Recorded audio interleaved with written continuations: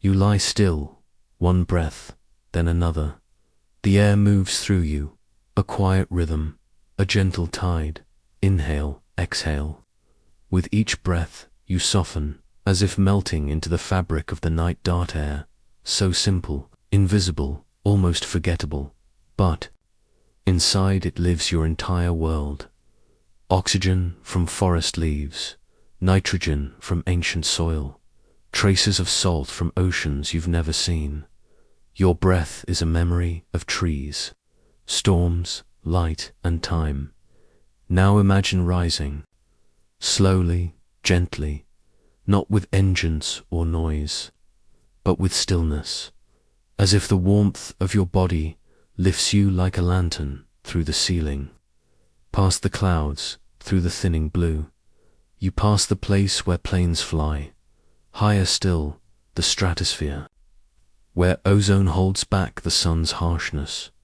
Even higher, to the edge, where Earth exhales into space.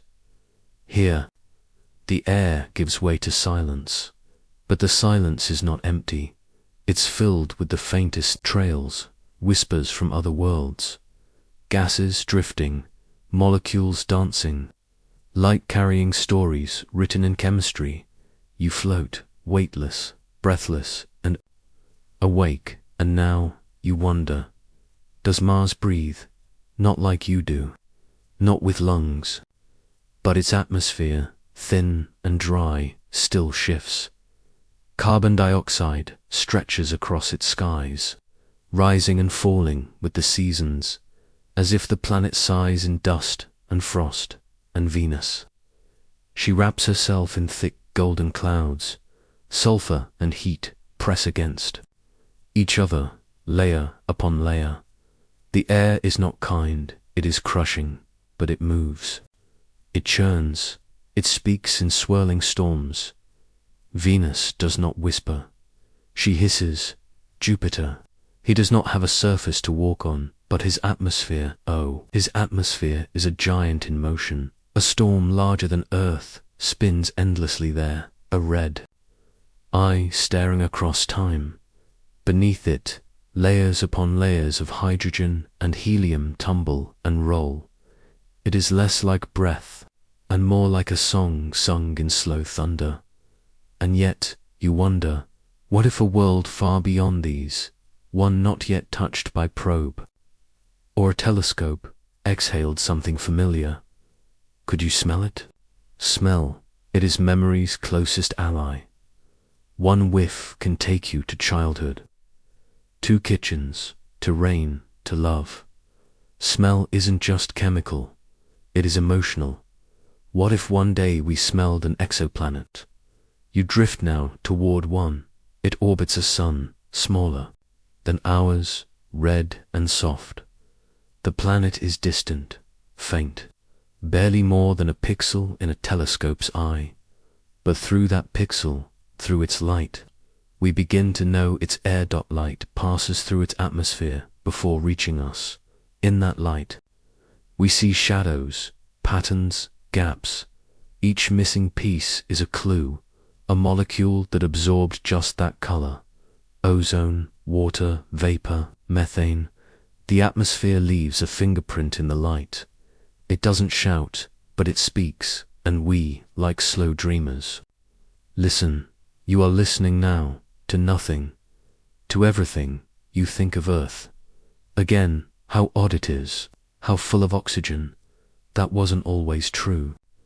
For billions of years, Earth had almost none.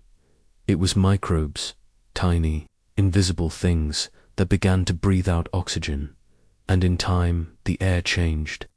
The sky turned blue, and lungs, like yours, became possible. Life changed the air, and now we look to alien skies and wonder, is someone else out there doing the same? Somewhere, light filters through a planet's clouds. It touches gases that rise from oceans or volcanoes, or maybe forests. It travels for years. Then it reaches us quiet, unchanged, waiting. You are breathing still, and your breath is not alone. Around you, The planet breathes to a vast exhale of clouds, storms, pollen, ashdot. Its voice is in your nose, your lungs, your bloodstream. You are part of the atmosphere. You are made of air and return to it with every breath. Now, drifting beyond the last of Earth's pull, you find yourself in the space between planets. The interstellar air is thin, not really air at all. But even here, there are whispers, atoms, molecules, dust from stars long gone. You pass a faint trace of methane, another of formaldehyde. Strange. Simple things, but not meaningless.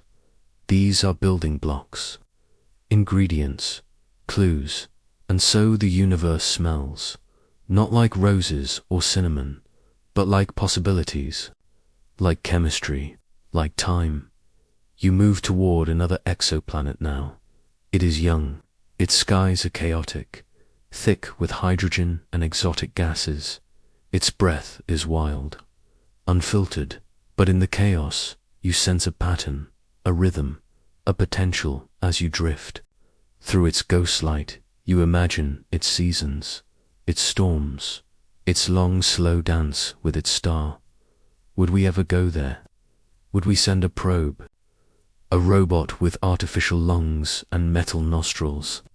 Or will we always rely on light, on scent carried across the void? For now, you rest in the idea that breath is not limited to lungs, that air is not always made to comfort, that atmospheres alien and familiar are messages written in gas and silence. You listen, you breathe, you wait. What if the next planet breathes oxygen? What if it exhales something only life could leave behind?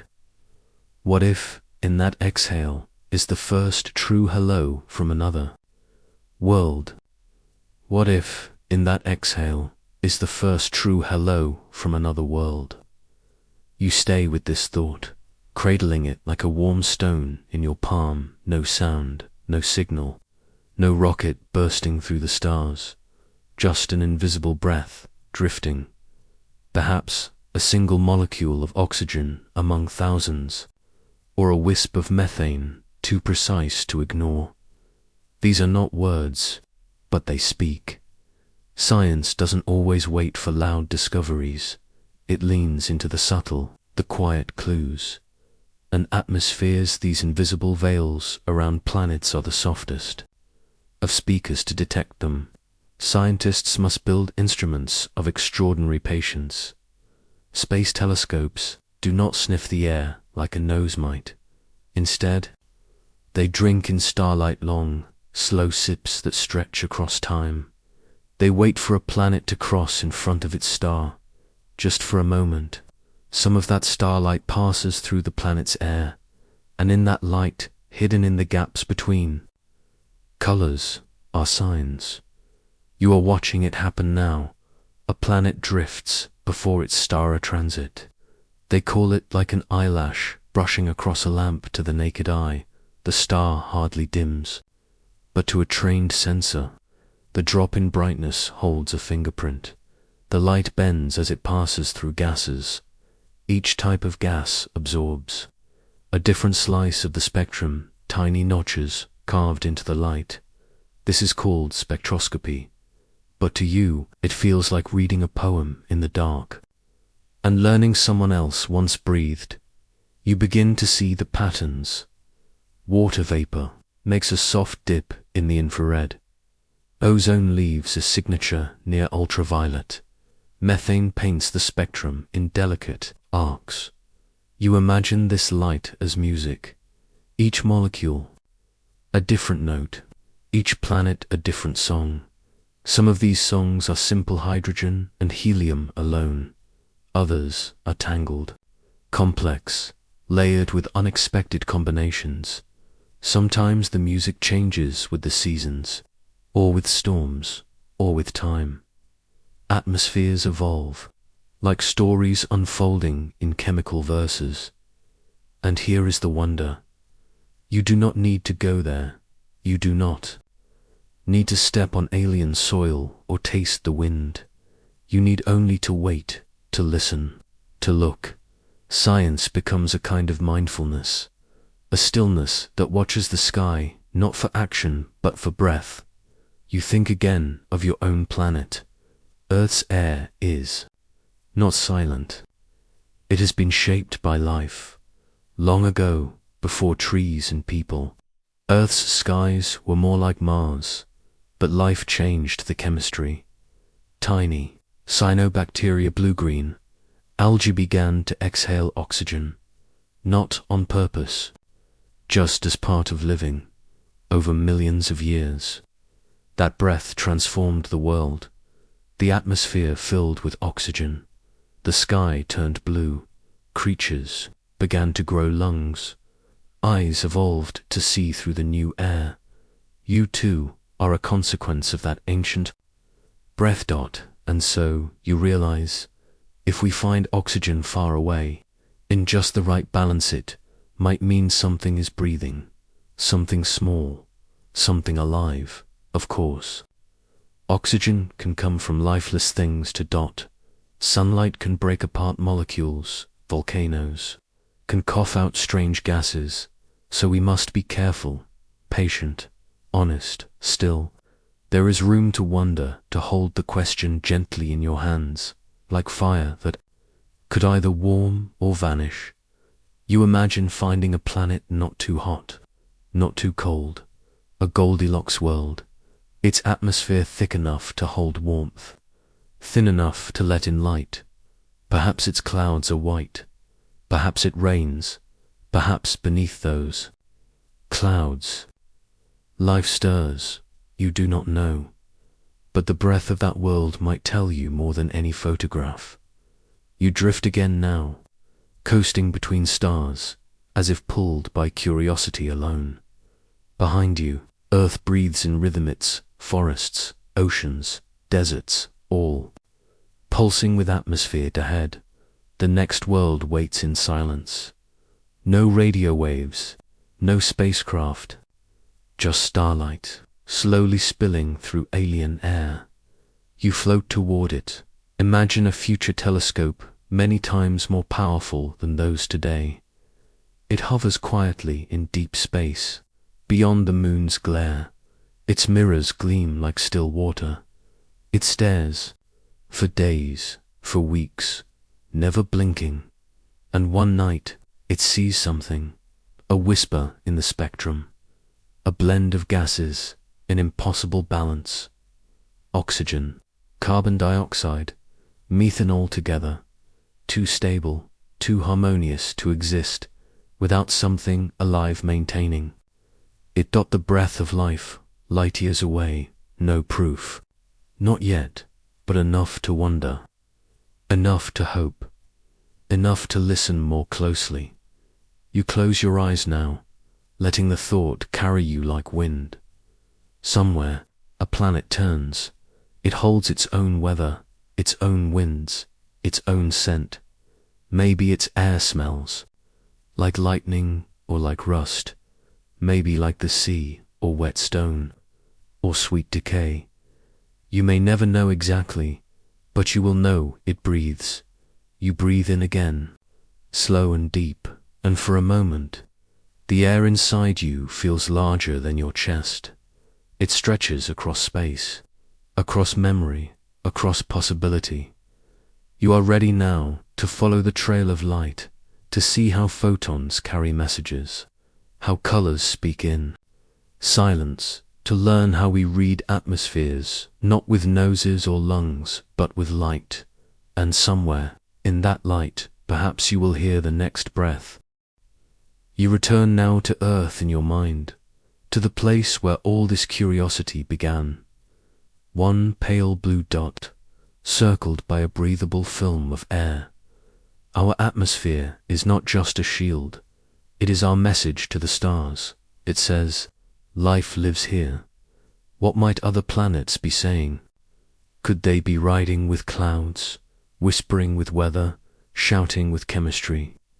You feel the tug of these questions, not urgent, but deep. You are drawn forward, gently, toward new colors, new combinations of gas and starlight. The universe speaks softly but constantly, and you are learning to hear it now. It's time to turn your attention, Folito, those atmospheric paintings, to the layers of gas that swirl and bretty around far-off planets. What might they be made of? What patterns might they form? What art might chemistry leave behind in the canvas of alien skies?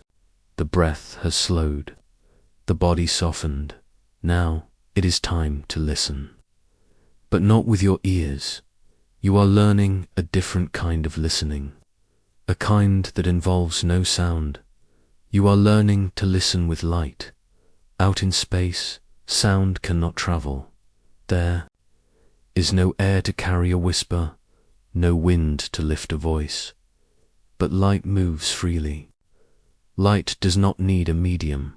It streams through the vacuum, touching everything it passes.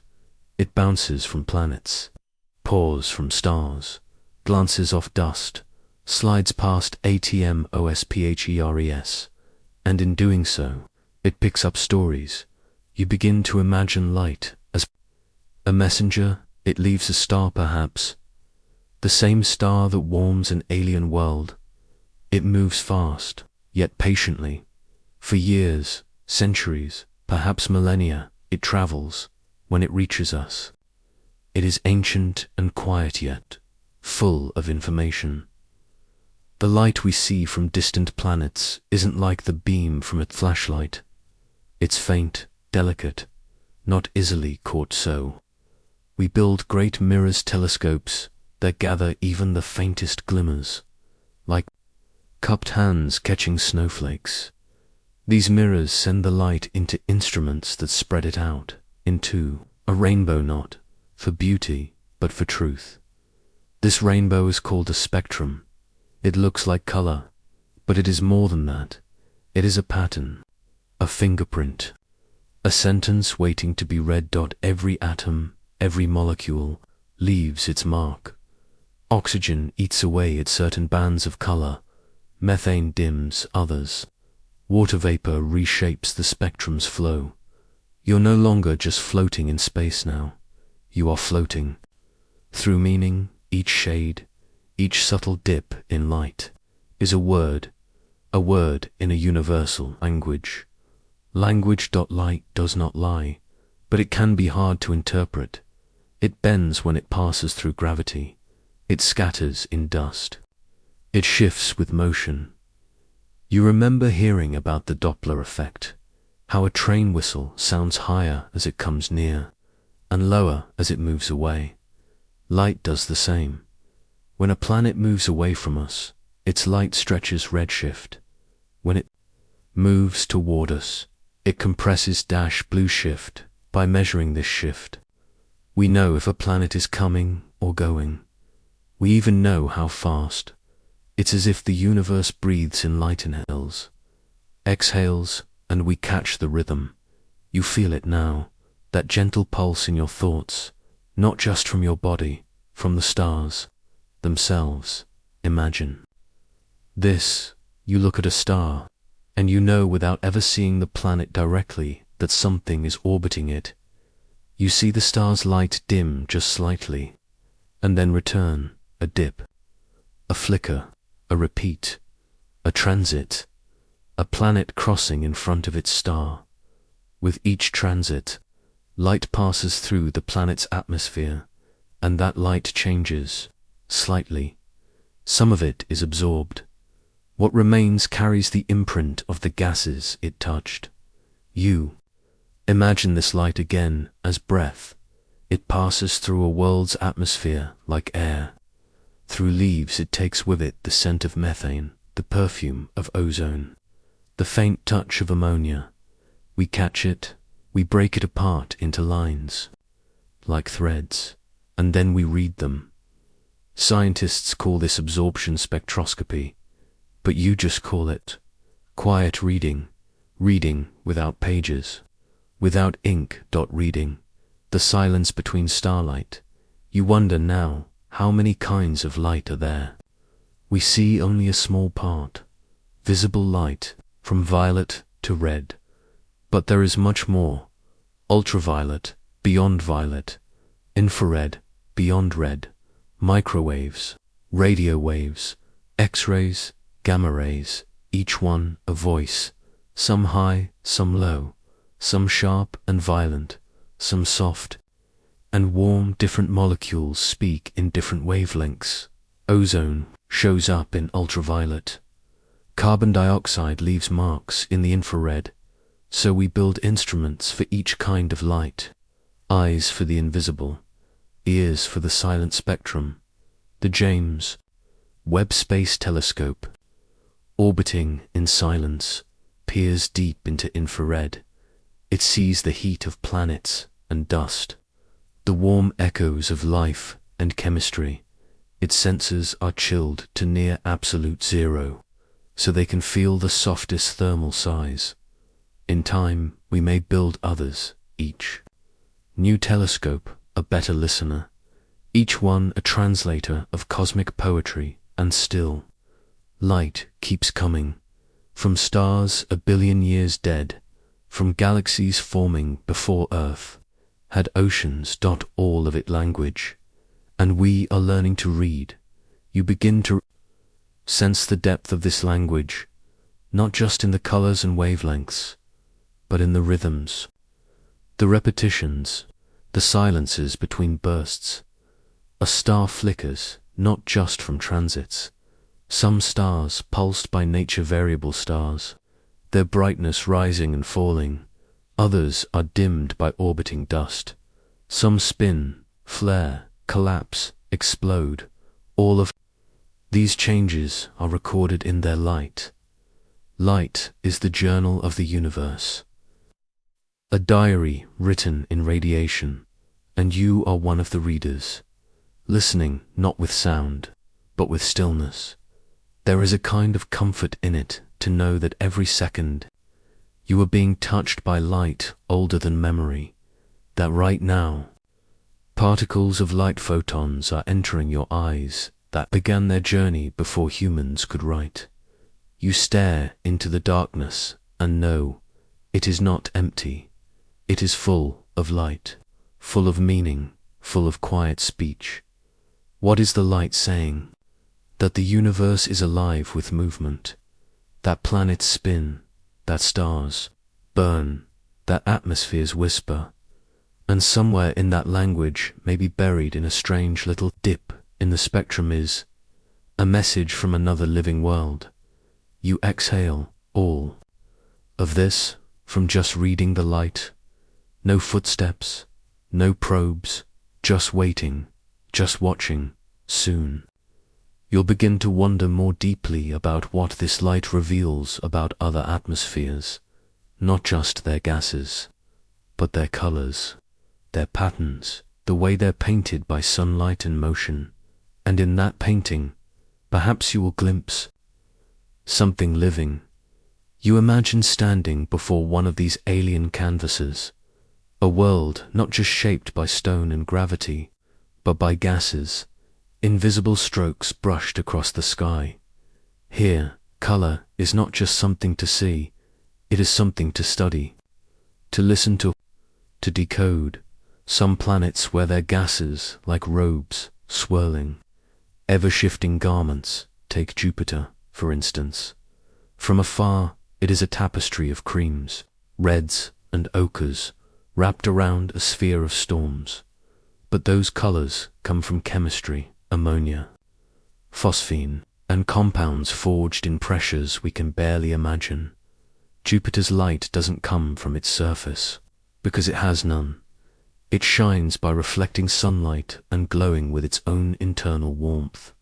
That glow carries hints of what stirs beneath, deep gases, rising and falling like a breathing lung. And yet, we don't see these gases directly. We read them, line by line. In the spectrum of light, every dip in color is a sentence in the planet's story. Sometimes, even a single atom can shift the meaning. Dance between light and gas is delicate. A cosmic waltz. Light passes through an atmosphere, and parts of it are absorbed. Each molecule takes a little piece of that light, like a note from a melody. What remains, the altered light, is what we receive in that altered light.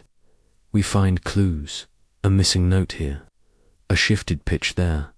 Like tracing the scent of something long gone, we detect what was never meant to be smelled, only understood.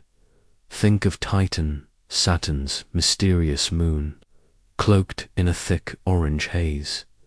Its atmosphere is rich in nitrogen and methane. Sunlight strikes it, and chemistry begins. Molecules break, combine, swirl. The result is a golden mist, a smog not born of pollution, but of nature's slow alchemy. That light, filtered through Titan's haze, is muted, soft, strange.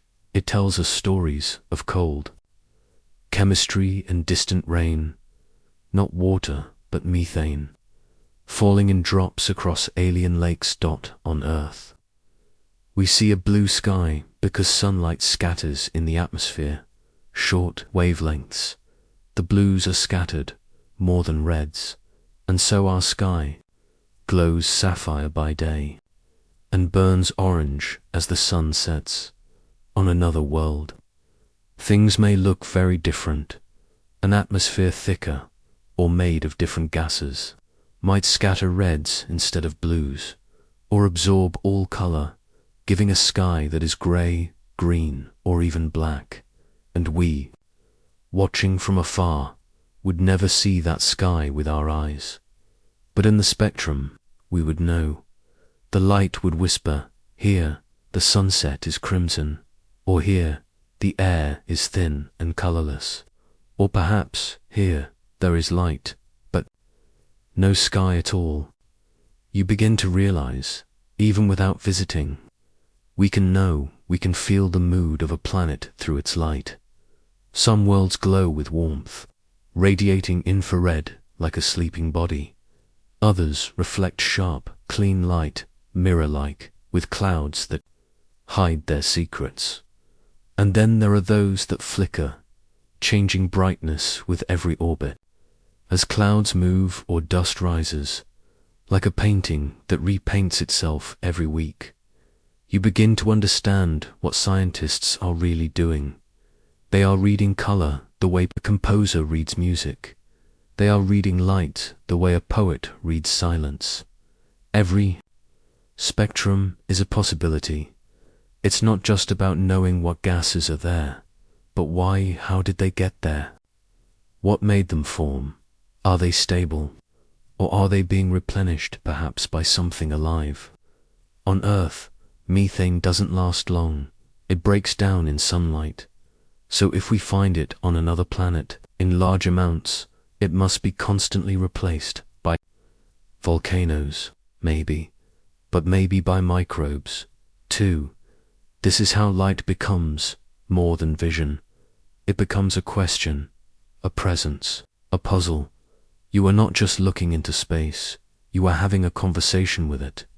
Through the prism of a telescope, you are asking, who are you? And sometimes, if you're lucky, the light answers. This is the quiet beauty of astronomy. No explosions, no landings, just photons, spectra. Patience, you begin to sense that the universe is painted in layers. Light on gas, gas on light, shadows, folded into radiation, and in that patience, wonder grows, not from what we already know, but from the spaces in between. And every time we build a better telescope, we are not just building a tool, we are opening another page of the cosmos diary. Not through noise or wind, but through softness, as if light itself has become the air you breathe. Ahead, the black velvet of space is dotted with planets, and around each one an aura, not halos of light, but of gas, faint, invisible to the eye, but glowing in the right wavelengths like ghostly, brushstrokes on a galactic canvas. Planets don't paint with intention. Their atmospheres are not designed for beauty, and yet they are beautiful in color, in structure, in movement. You float toward a gas giant first. It looms like a marbled orb, wrapped in bands of rust, gold, and stormy gray.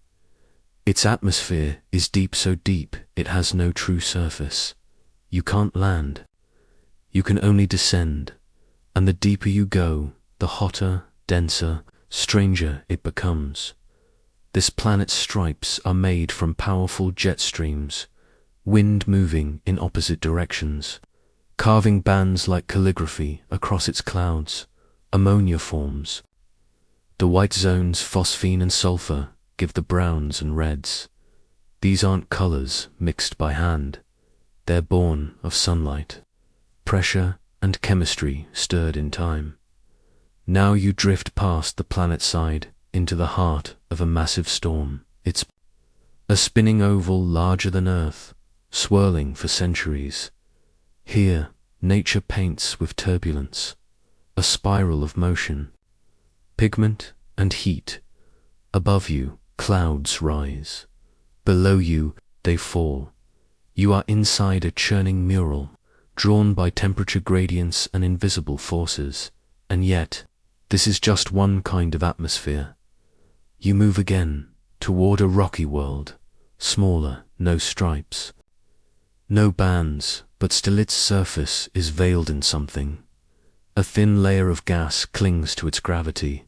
It is not much, but it is enough to scatter light, and that's where the painting begins. Some of these rocky worlds have orange skies, their thin atmospheres filled with dust or carbon dioxide. Others, like early Earth, may glow pale green with methane. You remember, that color is not always what it seems. What we see depends on sunlight, on scattering, on the observer's eyes. But even if we can't see the color with our vision, we can still read it in the light. And that's how we know what paints these alien skies. You think of sodium now, a simple element. On Earth, it's part of salt, but in a planet's upper atmosphere, sodium can glow. It creates yellow hues, not always visible, but unmistakable in the spectrum. Some planets close to their stars, so hot that sodium rises into their skies like glowing mist. Others show signs of potassium, another painter of alien light. Each gas has its brushstroke, each one a subtle mark on the canvas of a planet's atmosphere. You float now past an exoplanet, orbiting close to its sun. It is tidally locked one side, always facing day the other. Lost in eternal night, the day side glows with heat not from reflection, but from the planet itself. Here, the sky is not blue. It is copper, scarlet, black. Wind whips from day to night at thousands of kilometers per hour. The atmosphere doesn't sit still. It races, it blends colors, like a painter mixing warm and cold in furious strokes. You wonder what clouds would look like here. On Earth, clouds are made of water, vapor, fluffy, white, temporary. But here, maybe they are made of silicates glass, raining sideways in grains, so fine you wouldn't feel them, only shimmer. Or maybe clouds of iron, dark, metallic, dense, forming and falling, endlessly cycling in the boiling breath of this world. You drift farther past ice giants now, planets like Uranus and Neptune, pale blue. Not because of water, but because of methane. Methane absorbs red light and reflects blue. That's why they shine in that cool, distant hue. Methane is more than a gas, it's a signal, a clue. On Earth, methane can be made by life, cows, microbes, rice fields. But elsewhere, it might rise from rocks, from heat, from ancient chemistry. Still you wonder, If we saw too much methane, too perfectly balanced wood, we suspect something more. You pause over one icy moon, its surface cracked like glass under pressure. Plumes shoot upward, geysers of water vapor, tiny particles flung into space, an atmosphere born from ice and energy.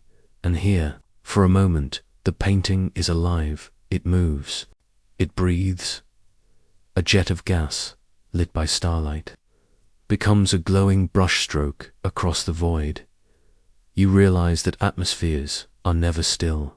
They dance. They shift. They respond to sunlight, to seasons, to storms deep within. Even Earth's atmosphere is a painting in motion. Each sunrise, each thundercloud, each jet trailer mark that changes color and light. And perhaps, one day, we'll see weather on an exoplanet, clouds forming, vanishing, a changing albedo, the amount of light a planet reflects, like an artist wiping one section and beginning anew. You imagine building a telescope, powerful in auto, watch a sunset on a planet 100 light-years away, to see the sky glow, not with Earth's blue, but with some strange color, saffron, jade, violet-black dot, and in that light, you see the signature of nitrogen or carbon monoxide, or something unknown, something not in our textbooks yet. And again, the painting speaks, not in shape, not in image, but in chemistry. You return again to the thought, every atmosphere is art made by conditions. Some are thick, clinging, opaque. Some are so thin you can barely call them air. Some worlds lost their atmospheres, long ago stripped by radiation, left barren. Even that, in its own way, is a story, a painting erased and still. You imagine what Earth might look like to them. Our atmosphere, rich in oxygen and nitrogen. Our clouds, full of water. Our sunsets, red with dust. Our biosphere, exhaling. To us, these are ordinary. But from afar, Earth glows, not with color, with presence, as if our planet, too, has been painting for billions of years, not with intention, but with life. And someone, somewhere, might one day see that painting and wonder what made it, what breath, what chemistry, what beings. You breathe in. The air around you is invisible, but filled with story, not unlike the stories held by the atmospheres you've just visited. And now it's time to get closer, to understand not just what paints the sky, but how we smell these paintings from across the cosmos, how light becomes scent, how telescopes become noses, how we sniff distant air not with lungs, but with lenses and logic. Let your thoughts trace one final orbit around this idea that atmospheres are not just blankets of gas, they are records. They hold the memory of a planet's birth, its weather, its winds, its evolution, even now. Earth's atmosphere holds echoes of what came before. Oxygen wasn't always here for billions of years. Life lived without it. Then, quietly, photosynthetic microbes began to bloom. They exhaled oxygen as a byproduct, tiny puffs at first, but over time it built up, until the sky turned blue, until breathing became possible. This transformation, the great oxygenation event, was a painting in slow motion. A change so gradual you'd miss it if you blinked, but so profound it changed everything. If we could see such a change on another world, even a hint of it, we'd know something was stirring. Maybe not intelligent life, but life nonetheless, quiet, persistent, invisible. You imagine watching a planet over years, its spectrum shifting slightly, oxygen rising, methane balancing, as if the canvas were repainting itself day by day. Some researchers dream of making these time-lapse portraits, capturing atmospheres not in still frames, but in motion, recording chemical weather, tracking seasonal changes in cloud composition, gas release, or absorption. Even now, the James Webb Space Telescope has begun its work listening to planets breathe, catching transits through alien skies, drawing spectral maps with threads of color. Future telescopes may see even more. The ELT, the Extremely Large Telescope, the Love War mission, still on the drawing board, will aim their gaze not just at stars, but at the faint outlines of their companions. We may soon see planets directly, not just as dips in brightness or shifts in spectra, but as glowing orbs beside the fires they orbit. And when that day comes, we won't just ask, "Is there a planet there?" We'll ask, what color is its sky? What gases hold its heat? Could something breathe beneath those clouds? Because color, we've learned, is more than beauty. It's a signal, a code of chemistry, and in that code is possibility. You return now to one of your first memories, perhaps not of science, but of wonder. Maybe it was your first rainbow, or watching sunlight scatter through the haze of a sunset, or seeing the northern lights ripple across the sky, silent waves of green and violet. These were your first spectral lessons. Even then, you were witnessing atmospheres paint with light. What you saw was physics. What you felt was awe. And this, too, is what astronomers chase. Not just data, not just numbers, but the feeling that something is reaching out, not with a hand, but with color. You drift, now, back to that slow exoplane, the one painted by sodium, the one rimmed in vapor. You wonder what it would be like to float just above its cloud tops, to see the horizon curve away, the sky shimmering with chemicals unfamiliar, the light bending through gases never found on Earth. Would it smell? Would it taste? Would it glow in the infrared, warm with tidal stress and star kisses? You don't need to know. Not yet. It's enough, for now, to know this, that planets do not whisper in words. They speak in chemistry, and light is the medium through which we listen. Every world paints, and every painting is a question. What made this? What shaped these clouds? What force chose these colors? Maybe it was just physics. Maybe wind and light and time. But maybe, just maybe, something more. A hint of life, a breath from below, a pattern too delicate for chance. You hold that thought gently, not as certainty, but as invitation. You don't need to solve it tonight. You only need to dream within it, to fall asleep while floating across canvases drawn, not with brushes, but with the breath of planets. And so you close your eyes. The clouds drift slowly past. The stars watch in silence, and the gases soaked in methane, iron, hydrogen keep on swirling. Their dance continues. Whether or not anyone is looking, but you are looking, and that is enough, because in your mind, you're building the tools, not just to see, but to sense, to smell the oozle, to read the invisible dot, to understand not just the colors of these painted skies, but the signatures that lie hidden within them. And in the next chapter, you will begin this next part of the journey. You'll learn how we smell with machines, how telescopes, though blind and senseless, can sniff out atmospheres across the stars. You'll see how glass lenses and cold detectors boom, artificial senses, reaching farther than lungs or nostrils ever could. And maybe, just maybe, you'll sense something new. The air around you is familiar, a mixture of oxygen and nitrogen, with hints of dust, warmth, and memory. Your body knows it. Your lungs receive it without effort. This you understand. But now, imagine air you've never touched.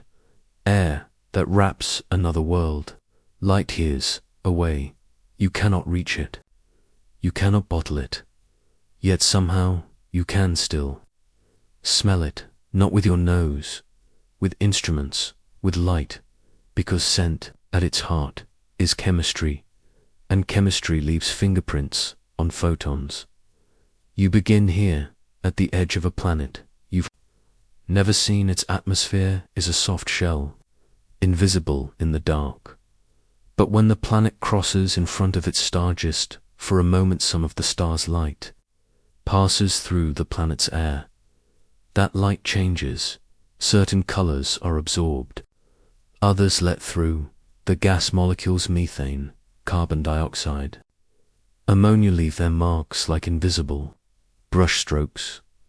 We catch that altered light, we stretch it into a rainbow dot, and we read it. This is how we smell. Through telescopes, it's called transmission spectroscopy, but in your mind, it's simpler. It's the scent of a planet, carried in starlight.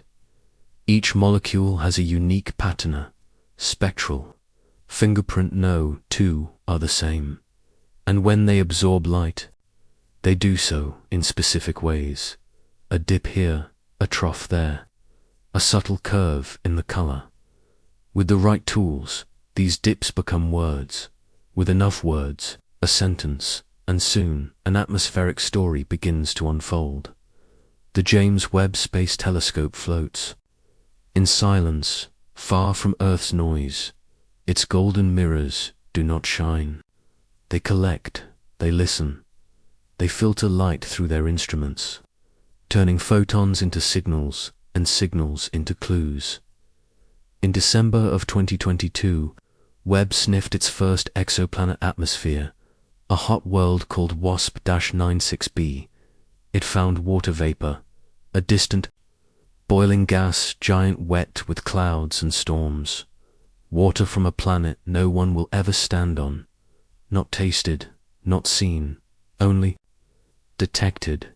You paused there, letting the wonder settle, to smell a storm 1,000 light years away. How quiet, how gentle, how magnificent. But Webb is not alone. Older telescopes like Hubble began this work. They taught us how to filter faint signals from noise, how to detect sodium, potassium, hydrogen. The Spitzer Space Telescope, though blind to visible light, could feel the heat of a world through its infrared sensors. Now, new missions await.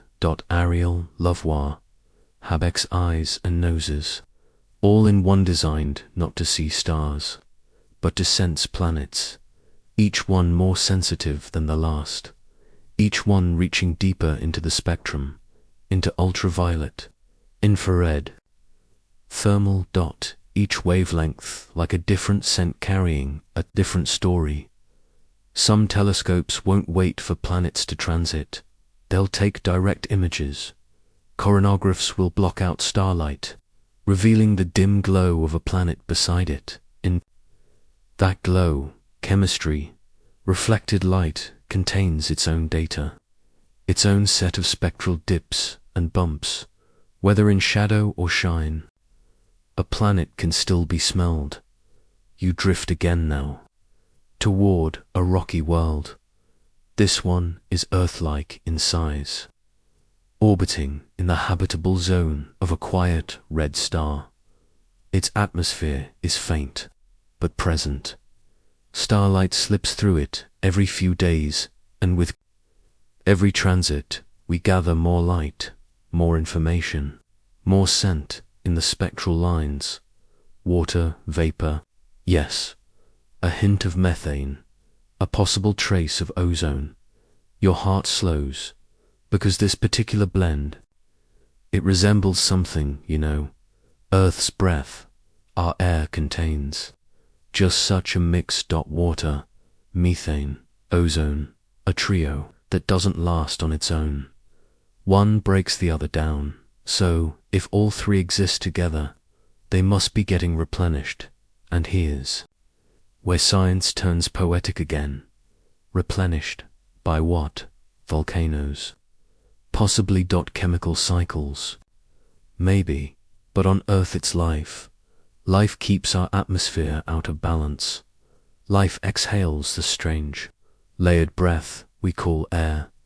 So when we smell such a mixture in an exoplanet, we do not jump to conclusions, but we lean forward, gently, with curiosity, with patience, with hope. These are called biosignatures, gases or combinations that suggest something biological may be at work. No telescope can say life, but it can whisper something unusual, and that whisper is enough to shift everything. You reflect, for a moment, on the quiet strength of these instruments. They don't land. They don't scoop. They don't shout. They simply look. They collect photons for days, weeks, years, and in that quiet work, they offer us scents from the deep sky. Even false positives have value. A gas thought to mean life might turn out to come from rocks. That's okay.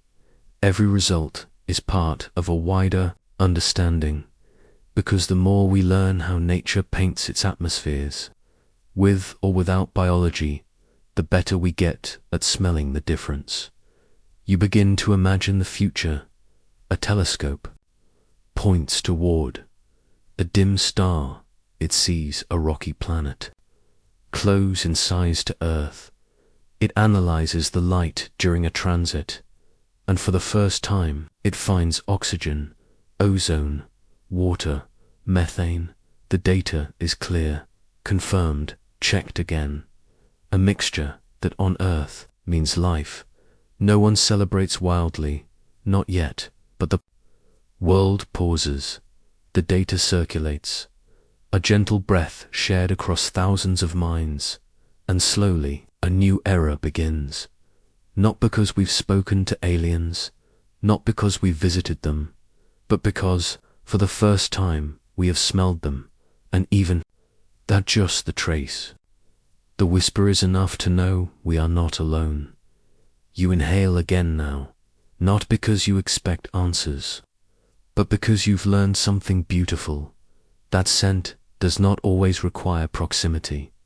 That presence can be detected through patience, through attention, through light. You lie still, letting this awareness settle deep inside you. You are part of a species that has built instrumentscapel of sensing the unseen, of turning color into chemistry, light into scent, silence into meaning. And now, it's time to go deeper, to ask, if a planet's atmosphere smells alive, can we tell what is alive? What kind of biology might cause those gases to appear? What kind of worlds might harbor such processes? Breathe into this moment, not with lungs, but with awareness, the idea that your species can catch a whisper of an alien world without setting foot there, without touching a single grain of its dust. That's not just science, it's wonder made real. To smell through telescopes is to extend your senses beyond the boundaries of biology. Your nose may only reach a few feet, but your mind, your machines, your patience, they reach for stars. Let us stay a little longer with this idea of scent as signal on Earth. We associate smell with experience. The sharpness of ozone before rain, the damp earth after it, the smoke of wood, the breath of the ocean, all these are molecules, volatile, lively, reactive. The scent of a place is its chemical presence. It is what lingers after motion, what remains when the wind has passed. Now imagine that same principle, but applied to a planet 200 light-years away. You're not catching it in your nose, but in your telescope's sensors. Photons that traveled for centuries now bend gently into your lens, and inside them, traces of water vapor, a subtle signal of ammonia, a faint dip that might mean oxygen. This is not imagination, it's happening now with every exoplanet observed, with every light curve analyzed, with every spectrum stretched out across a monitor. We are breathing in the story of another world. There's a beauty in this, indirectness. It reminds you that sensing is not always touching, that intimacy can arrive through attention, through stillness, through the space between things. The telescopes that do this work are cold, often cooled to just above absolute zero, so that their own heat doesn't interfere in that cold. They become exquisitely sensitive, able to feel the warmth of a planet too dim to see dot, able to read the chemical breath of a sky that will never touch Earth, and yet, through them, you are touched. Think of methane again. On Earth, it rises from swamps, from cows, from microbes beneath the soil. On other planets, it might come from volcanoes, or from life, for both. The trick is in the balance. Life rarely leaves just one gas. It exhales patterns on Earth. The atmosphere stays alive because of imbalance. Oxygen should burn away. Methane should choke ozone. But life keeps replenishing. Them holding the balance slightly off, like a spinning top that never falls. If we ever see that same imbalance elsewhere, sustained, stable, repeating, will have a clue, not a declaration, not proof, but a breath that speaks of possibility. And what of false signals? Planets are tricky. Gases can mimic one another. Clouds can mask truths. Stellar noise can drown out planetary signals. But even this uncertainty is a gift, because every time we misinterpret, we learn. Every mistaken scent teaches us how to refine our noses to better smell through space. Soon, researchers may begin layering data, not just transmission spectra during transits, but reflection spectra, thermal emission, polarization. Each method adds depth, adds texture, adds scent, like smelling.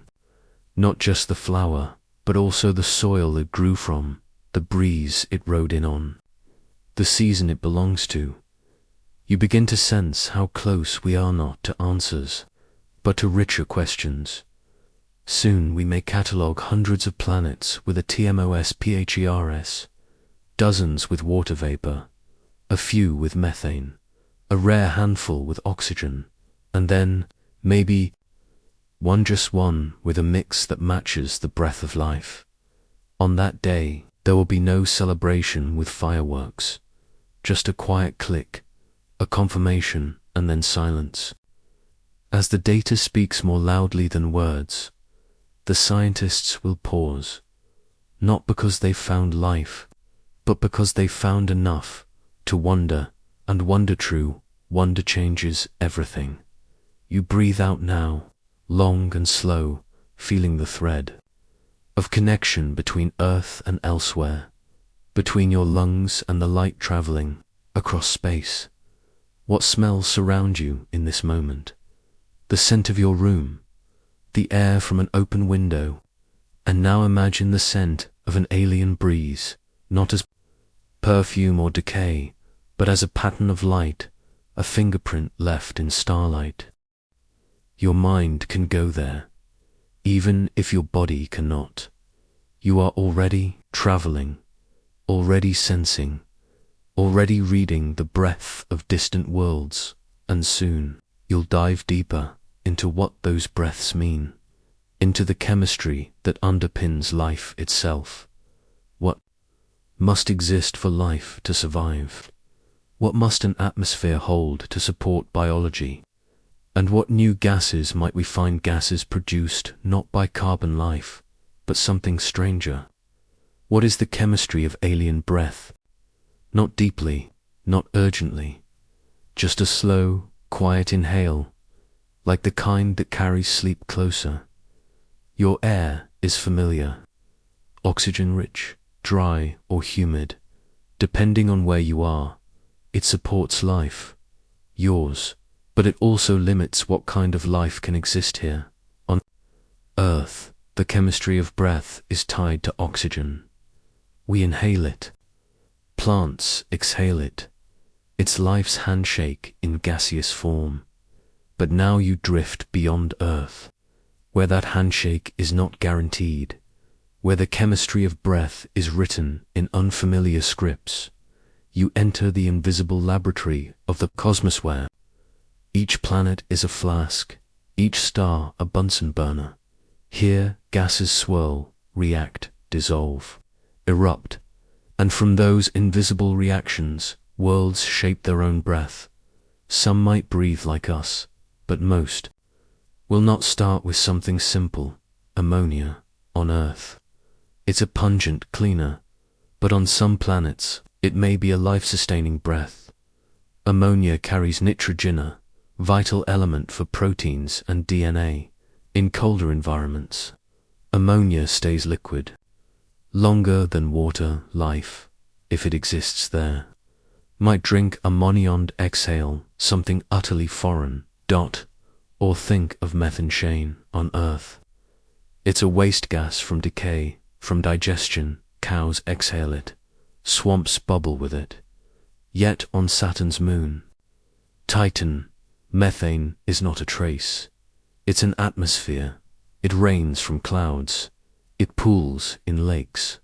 If there is life on Titan, it would not fear methane. It would require it.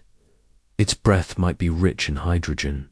Its biochemistry, not carbon and oxygen, but methane and cold.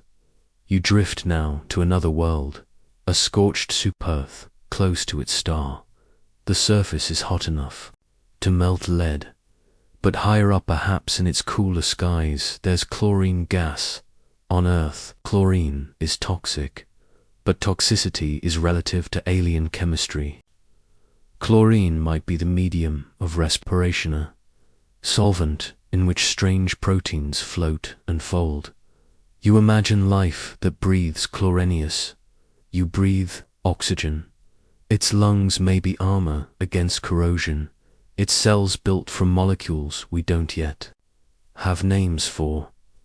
Some scientists imagine hydrogen sulfur rotten egg gas. Poison to humans. But sulfur is ancient. It feeds deep-sea microbes in Earth's darkest trenches. It fuels life in boiling vents where sunlight never reaches. On another planet, sulfur might not be an exception but the rule. And what about carbon dioxide? We exhale it. Trees love it. Some bacteria live on it.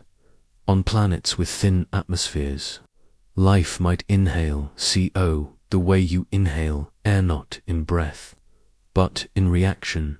Think now of planets with no water, no oceans, no rain. Could life exist there? Yes, if it found another solvent. Water is common, but not universal. Some researchers propose hydrocarbons like ethane or propane as alternatives to water. They stay liquid in the cold, and they can still carry molecules. Life in such a world would not be wet. It would be oily, sticky, strange, but life nonetheless. You begin to see the pattern. Life, if it is to exist elsewhere, must build itself from what's available. Its chemistry will be shaped by its world. Its breath will be dictated by its sky.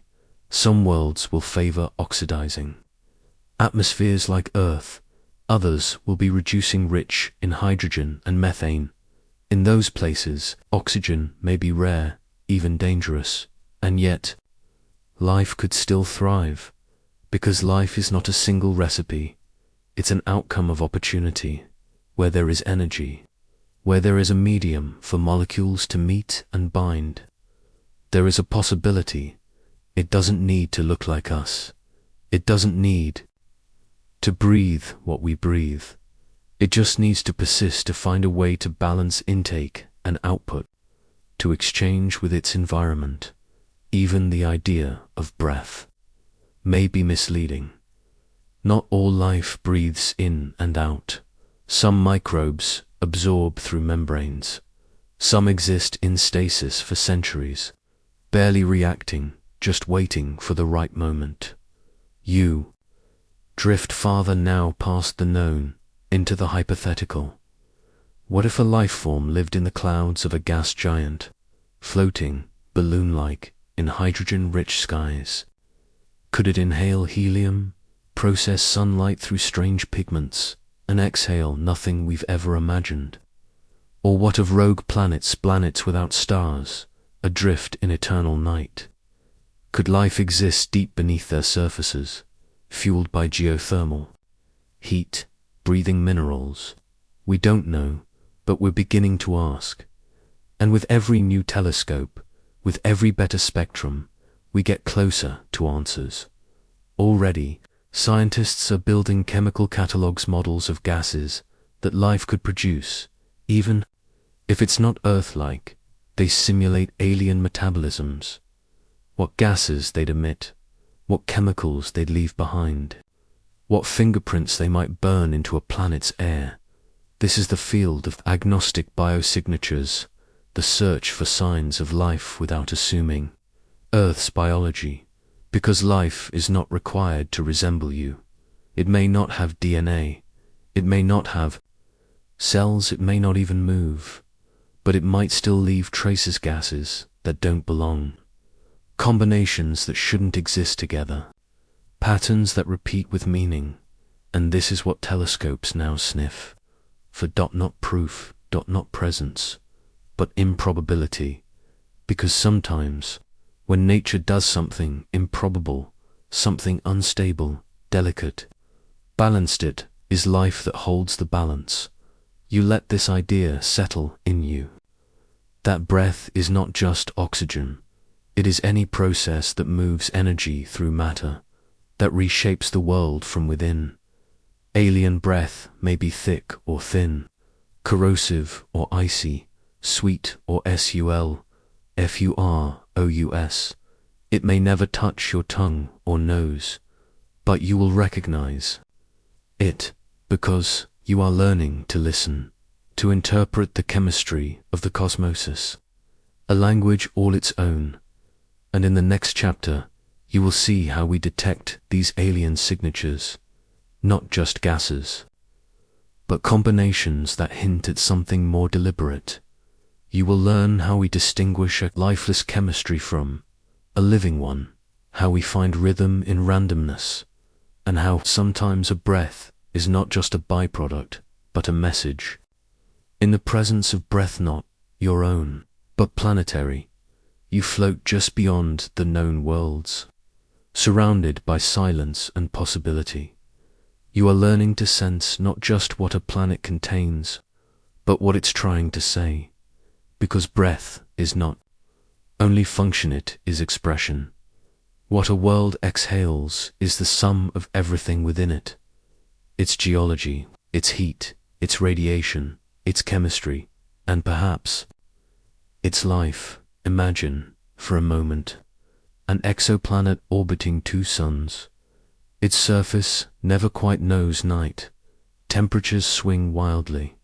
Its atmosphere is thick with carbon dioxide, but contains just a whisper of sulfur compounds, ones that rise and fall with regularity. What causes that rhythm? It might be seasonal, it might be volcanic, or it might be metabolic. On Earth, some gases pulse with life's rhythms. Oxygen levels shift with forests and oceans. Methane peaks with seasons of bloom and decay. Nitrous oxide appears in step with microbial soil life. Could a distant planet do the same? You imagine observing that sulfur rhythm again. It doesn't just fluctuate, synchronizes with the planet's rotation, not random, not chaotic, but ordered. That pattern alone becomes a whisper, not proof, but intent.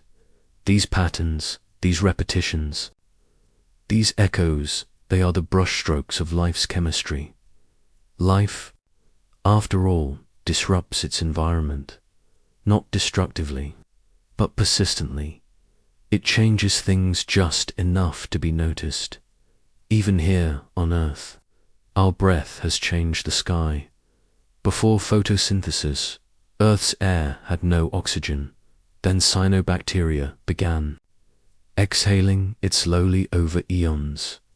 Oceans rusted, iron fell as red sediment, and eventually the sky turned blue. That wasn't an accident. It was biochemistry on a planetary scale. If something like that happened again, on another world, could we detect it? Yes, if we know what to look for. So researchers build models. They simulate alien metabolisms. Not just those like Earth's, but strange ones, exotic, elegant, alien. What if a life form breathed in carbon monoxide and exhaled phosphine? On Earth, phosphine is rare, found in swamps and decaying matter. But in 2020, scientists thought they'd detected it in the clouds of Venus. The claim remains debated, but the idea itself opened minds. What if phosphine is a biosignature on rocky planets? Or take isoprene gas emitted by Earth's trees, especially in hot climates. If a planet had vast, warm vegetation, would it shimmer with isoprene in its air? Every gas becomes a clue, but it's the combinations that truly speak. Because even if a single gas can be made by geology, a specific ratio of gases is harder to fake. Life does not just produce one chemical, it produces many interacting, competing, balancing. When we find, say, methane and oxygen together in just the right proportions, and without a known geological explanation, we lean closer. It's not conclusive, but it's peculiar.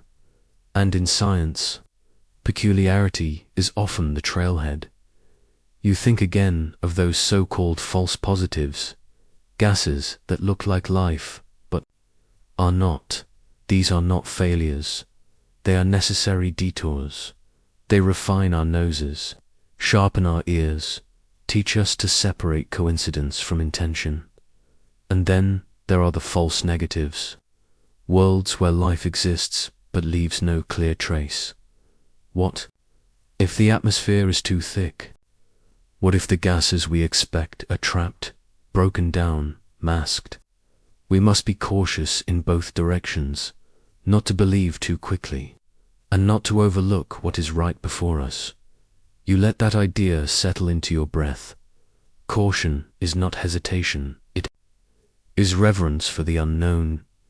The air you breathe now is layered with Earth's story, ozone formed by sunlight, nitrogen fixed by bacteria, carbon dioxide balanced by oceans.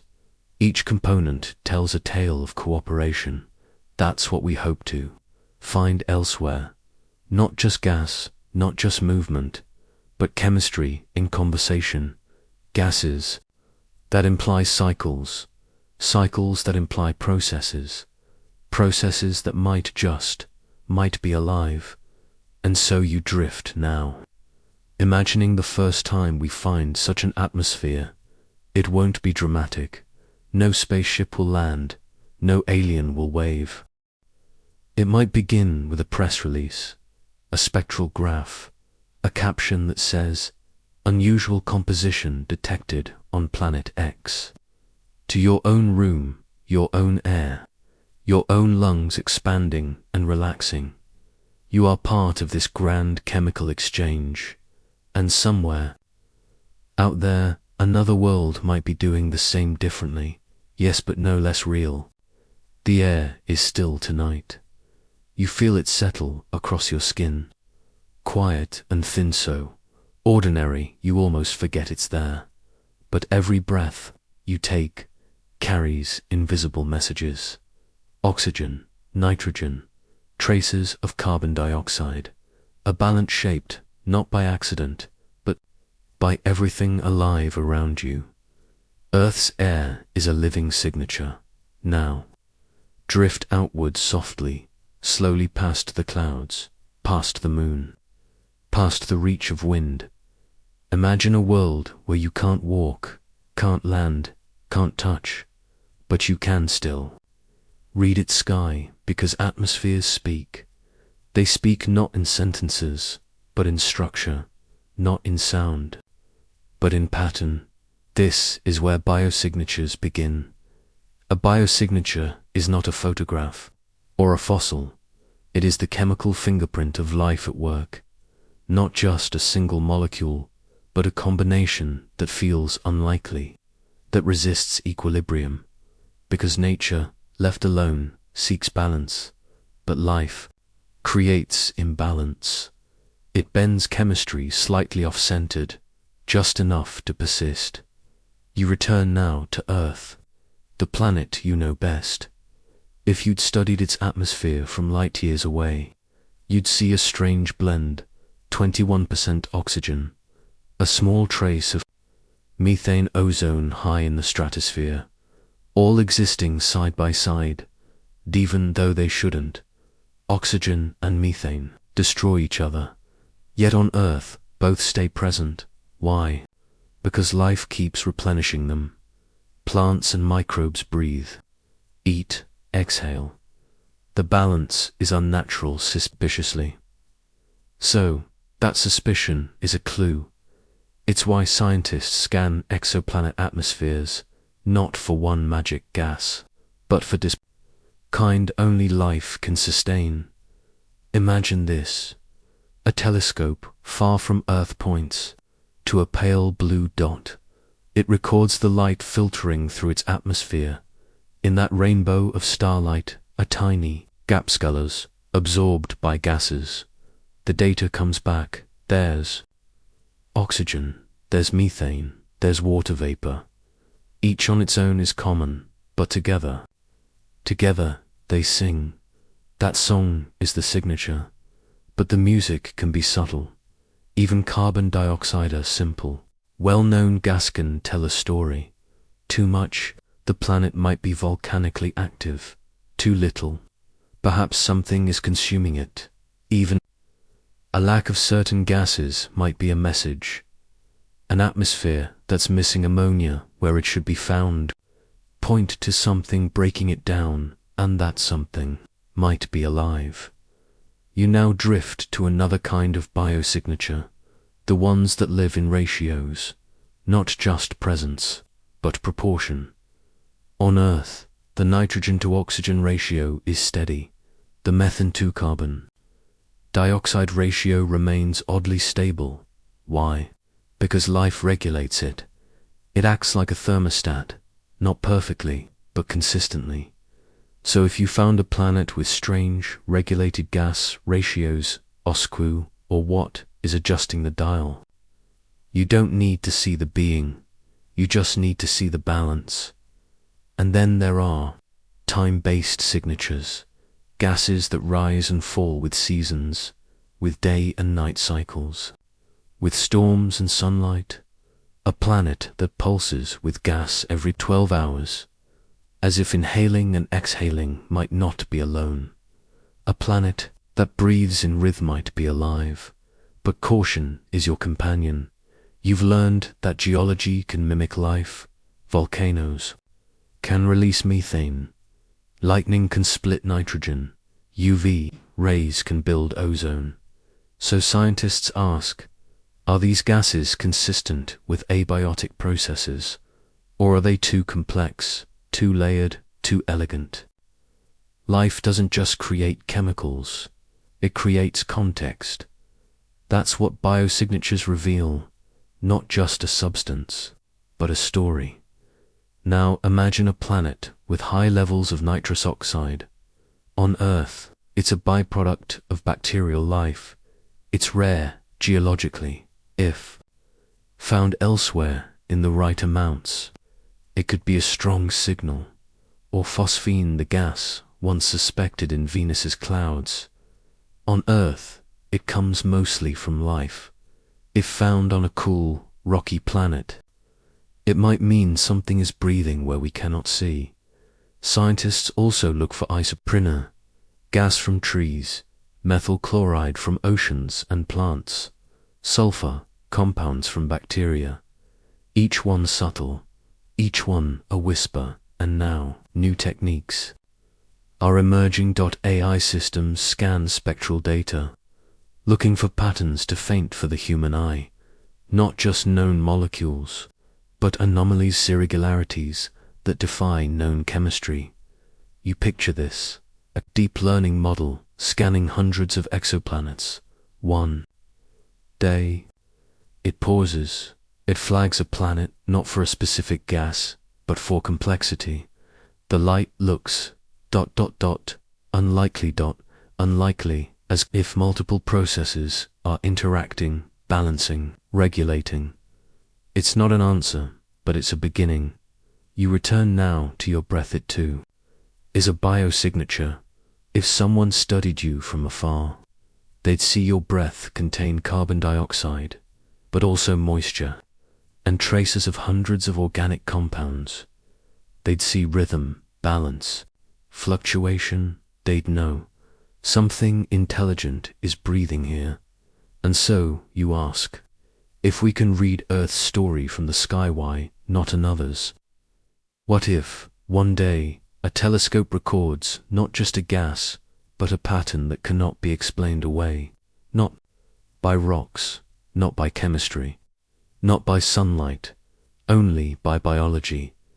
It will begin quietly, a paper, a conference, a whisper passed from lab to lab. We found something strange. A planet with gases out of balance, with rhythms that speak of cycles, with a story written not in books, but in air. And maybe, over time, those whispers grow, until a new idea forms. Not only are we not alone, but we were never alone. We were just learning how to listen, where atmospheres may not only breathe, they may speak. But how do you listen to a breath you've never heard? How do you translate air into meaning when the language isn't written for you? This is the delicate work of astrobiology, a science that sits at the intersection of chemistry, astronomy, and wonder. Its tools are precise, but its questions are ancient. The biosignature is not a shout, it's a murmur in the data ray, a curve in a line graph, a dip in the spectrum that doesn't quite belong. Some gases are bold. Like oxygen, they draw sharp, deep lines in the color of starlight. Others, like dimethyl sulfide or ethylene, are faint, barely distinguishable from noise. But even those faint traces can speak voluminous. They are in the right company, because, in the end, it's not the gases themselves, it's their relationships. Oxygen alone is intriguing, methane alone is curious, but together, sustained, balanced in tension, they become suspicious, suggestive, alive. You picture a planet where these gases dance, one exhaled by life, the other trying to burn it away, and yet they remain in quiet contradiction, because something is always replenishing them. That kind of resilience is not easy to explain, and so we begin to suspect life. We are learning to treat atmospheres as dynamic systems, not static layers, but breathing bodies, worlds with their own metabolism. Some may be lazy, breathers changing only over millennia. Others might inhale and exhale with startling speed, like Earth's tropical forests, which can shift gas levels in days. If we find a planet that seems to breathe, if gases wax and wane with day and night, or shift with seasonal tilts, then we may have found not just climate, but rhythm, and rhythm suggests life. You pause to feel your own breath. Now it too has a pattern, and somewhere out there, another breath might be following its own pace, too slow or too fast for you to feel. but just fast enough to be noticed by a machine that watches without blinking. And yet, biosignatures are not the only thing we look for. There is a deeper layer, still something called a technosignature, where biosignatures hint at life in its basic forms. Technosignatures suggest intelligence, technology, deliberate change, an atmosphere that contains chlorofluorocarbons. The same chemicals once used in Earth's refrigerators might not be natural at all. It might be engineered, or imagine a planet with an atmosphere, strangely dark in certain bands, as if something is blocking specific wavelengths of starlight. What if that's not clouds, but solar panels? What if the planet's inhabitants are harvesting starlight on a planetary scale? It sounds like science fiction, but science asks, could such a signature exist? And if it did, would we notice? We're not looking for certainty. We're listening for patterns, because language doesn't always come in words. Sometimes it comes in ratios, in rhythms, in statistical oddities that repeat, patterns in gases, patterns in time, patterns in heat. And when those patterns persist across seasons, across orbits, when they seem not only sustained, but structured, then the atmosphere begins to speak. You float in that idea for a moment. Speaking sky, you imagine a world you'll never visit, spinning in silence, its gases gently shifting over centuries. No cities, no lights, no radio signals, but in its air, a message, something self-correcting, something persistent, a planetary breath that refuses to fall into equilibrium, a signature of something stirring. It might be microbial life, cycling nutrients in subterranean oceans. It might be forests under a dim red star, photosynthesizing with pigments unlike any on Earth. Or it might be something beyond biology, beyond comprehension, way of being that breathes for reasons we haven't learned to ask, and so we keep asking. We build better telescopes. We launch new missions. We refine models. We teach computers to notice what we overlook, because a true biosignature may already be in the data, hidden in some forgotten spectrum. A line too faint for us to believe the first time.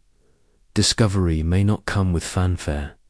It may arrive as a question, a footnote, a second look, a pattern in the air, waiting patiently to be seen. As you drift into stillness, you realize that even here, on Earth, you are part of a biosignature. Your breath, your warmth, your heartbeat, all part of the chemical poetry of this planet. And as you sleep, light from distant stars is still traveling.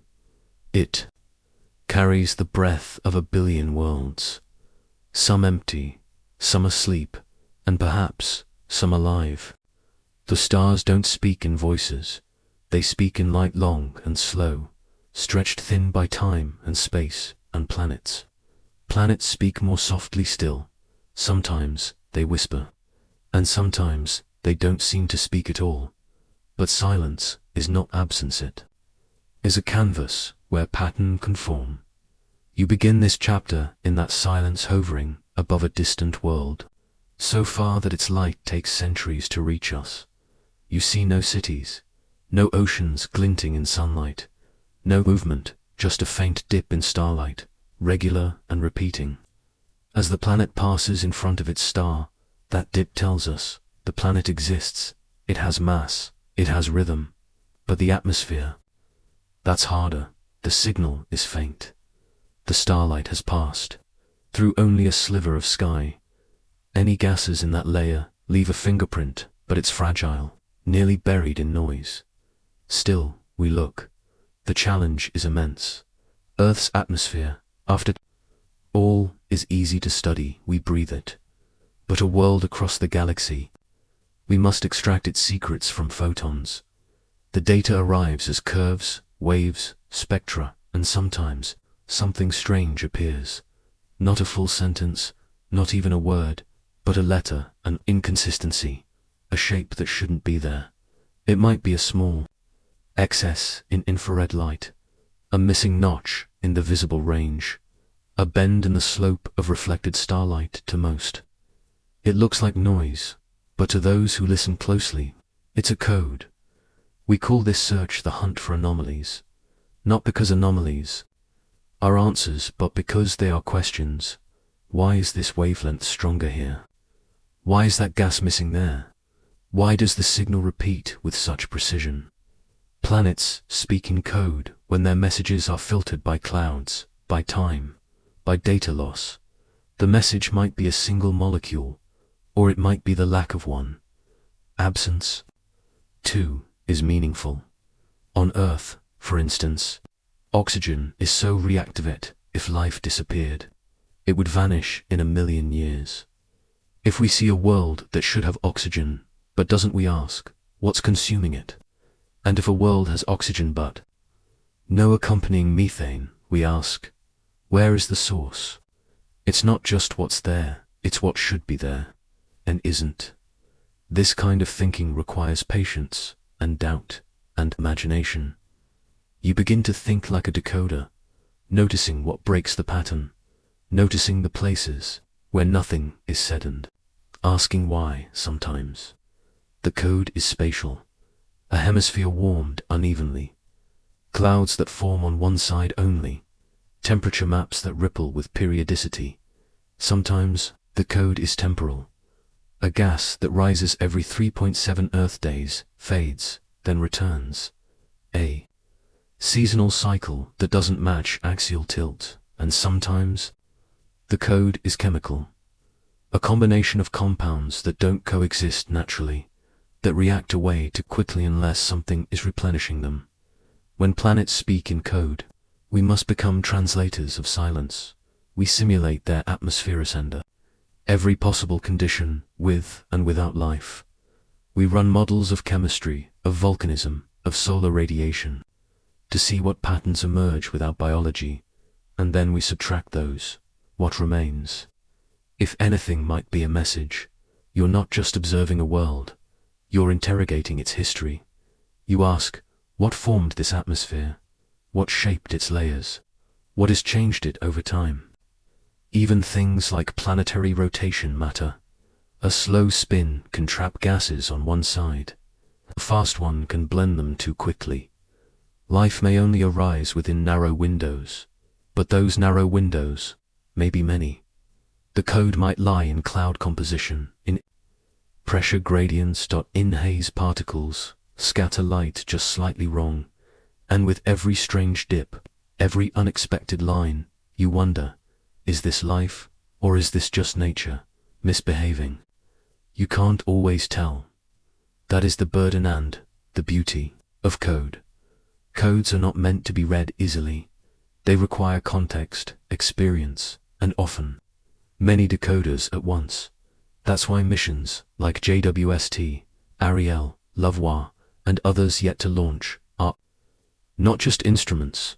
They are ears, they are eyes, they are translators of cosmic breath. And as our ears sharpen, so does our sense of pattern.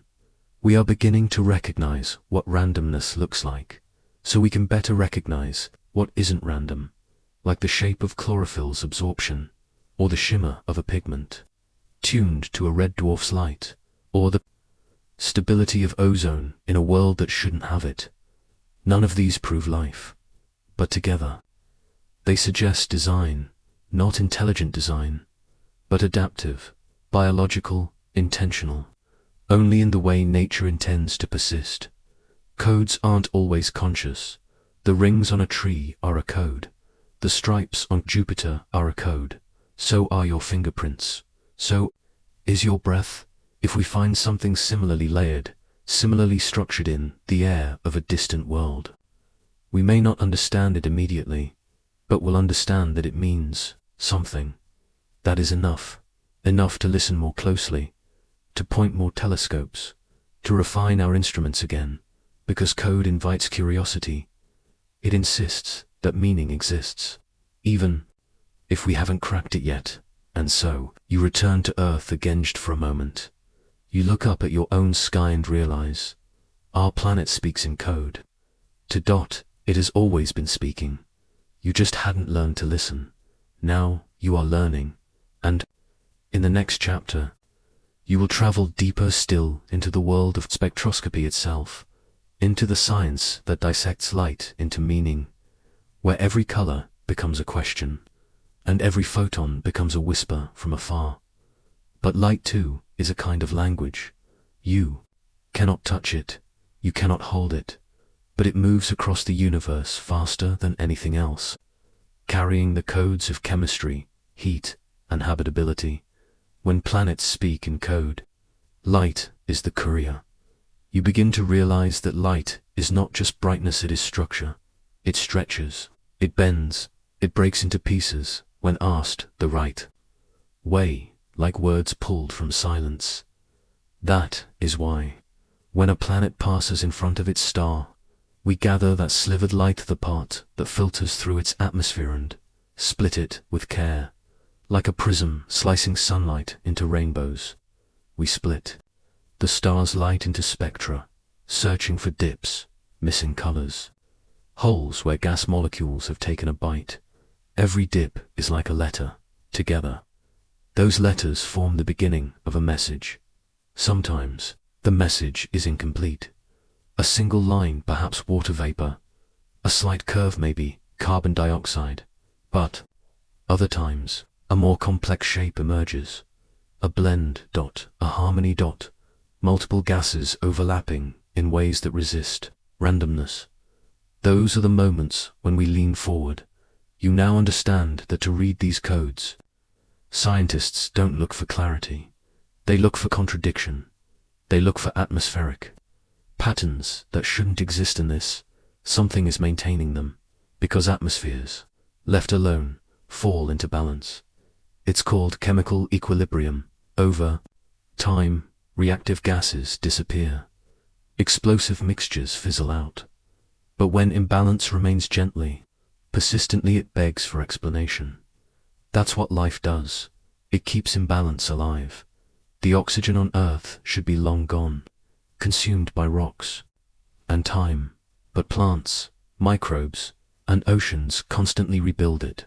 Without life, Earth's air would collapse into something dull and unbrewed. So if we see a distant planet with that same imbalanced oxygen paired with methane or sulfur gases alongside ammonia, we pay attention. The code isn't just in one molecule, it's in unlikely coexistence. Still, you ask, how do we know we're not being fooled? Couldn't a volcano create those gases? Couldn't solar storms, or mineral reactions, or frozen oceans? Yes, that's why decoding requires comparison. Scientists build thousands of planetary simulations, test atmospheres with different pressures, temperatures, gravities. They model chemistry with and without life. They rule out the natural before daring to whisper biological. It's slow work, quiet. But then again, so is evolution. You imagine the moment when a new planet is flagged, a promising light curve, spectral data that seems unusual, a signature of water, yes, but also of something more, a tiny excess of methyl chloride, a small bump of ethane, gases that don't shout, but together lean toward life. Still, no one claims discovery. Not yet. They wait. They check other telescopes. They look again 6 months later. They watch the signature shift with seasons, and, when the pattern remains, when the data persists, the world begins to speak. Not fluently, not loudly, but in its own coded dialect. You feel your mind softening into that idea that maybe some planets aren't trying to hide, they're just waiting to be understood. Maybe their codes have been traveling for millennia, starlight humming across the void, carrying the unintentional poetry of a living sky, and only now are we beginning to hear it, even on Earth, We miss messages all the time. We forget that lichens are breathing, that fungi are wiring underground networks, that the oceans are speaking in the fizz of plankton. What makes us think another planet would be easier to hear? So we must become quiet, trained listeners, not expecting voices, but alert to structure, to repetition, to resistance, because life resists entropy. It holds patterns together, against the pull of disorder. If you find a world doing the same, then something inside it might be alive. The universe will not explain itself quickly. Its messages are slow, patient, refracted through vast distances, but every now and then, they emerge faint and undeniable, a planet slightly too warm for its distance, an atmosphere with too many ingredients, a chemical song that plays over and over, even when nothing else makes sense. And then, perhaps, you have heard the code, not cracked it, not solved it, but recognized it. That's the first step, to know that meaning exists, that silence is layered, that the starlight flickering in your telescope might be an answer to a question life didn't know it was asking. And so you lie back, eyes closed, wrapped in breath and stillness. Your planet spins quietly below you, and somewhere far away, another world does the same. Its sky is full of gases and light. Its breath is unmeasured, its pattern unspoken. But something is there coded, quiet, waiting. The first thing to understand about light is this: it never forgets. A beam of starlight, born in the heart of a sun, travels for years, even centuries, never slowing, never resting. Whatever it touches, dust, gas, glass, gravity, carries the story with it. And if that beam happens to pass through an atmosphere, even for a moment, it picks up an invisible message. It leaves with a signature memory that tells us what was there. This is why light is trusted, because it does not lie, it reflects, it bends, it breaks, but it keeps no secrets. You are now floating in that light, drifting through wavelengths you cannot see, but which see everything. Each color is a measure, each frequency a fingerprint, from ultraviolet to infrared. Light slices through worlds and returns bearing evidence. And this is the language we've learned to read.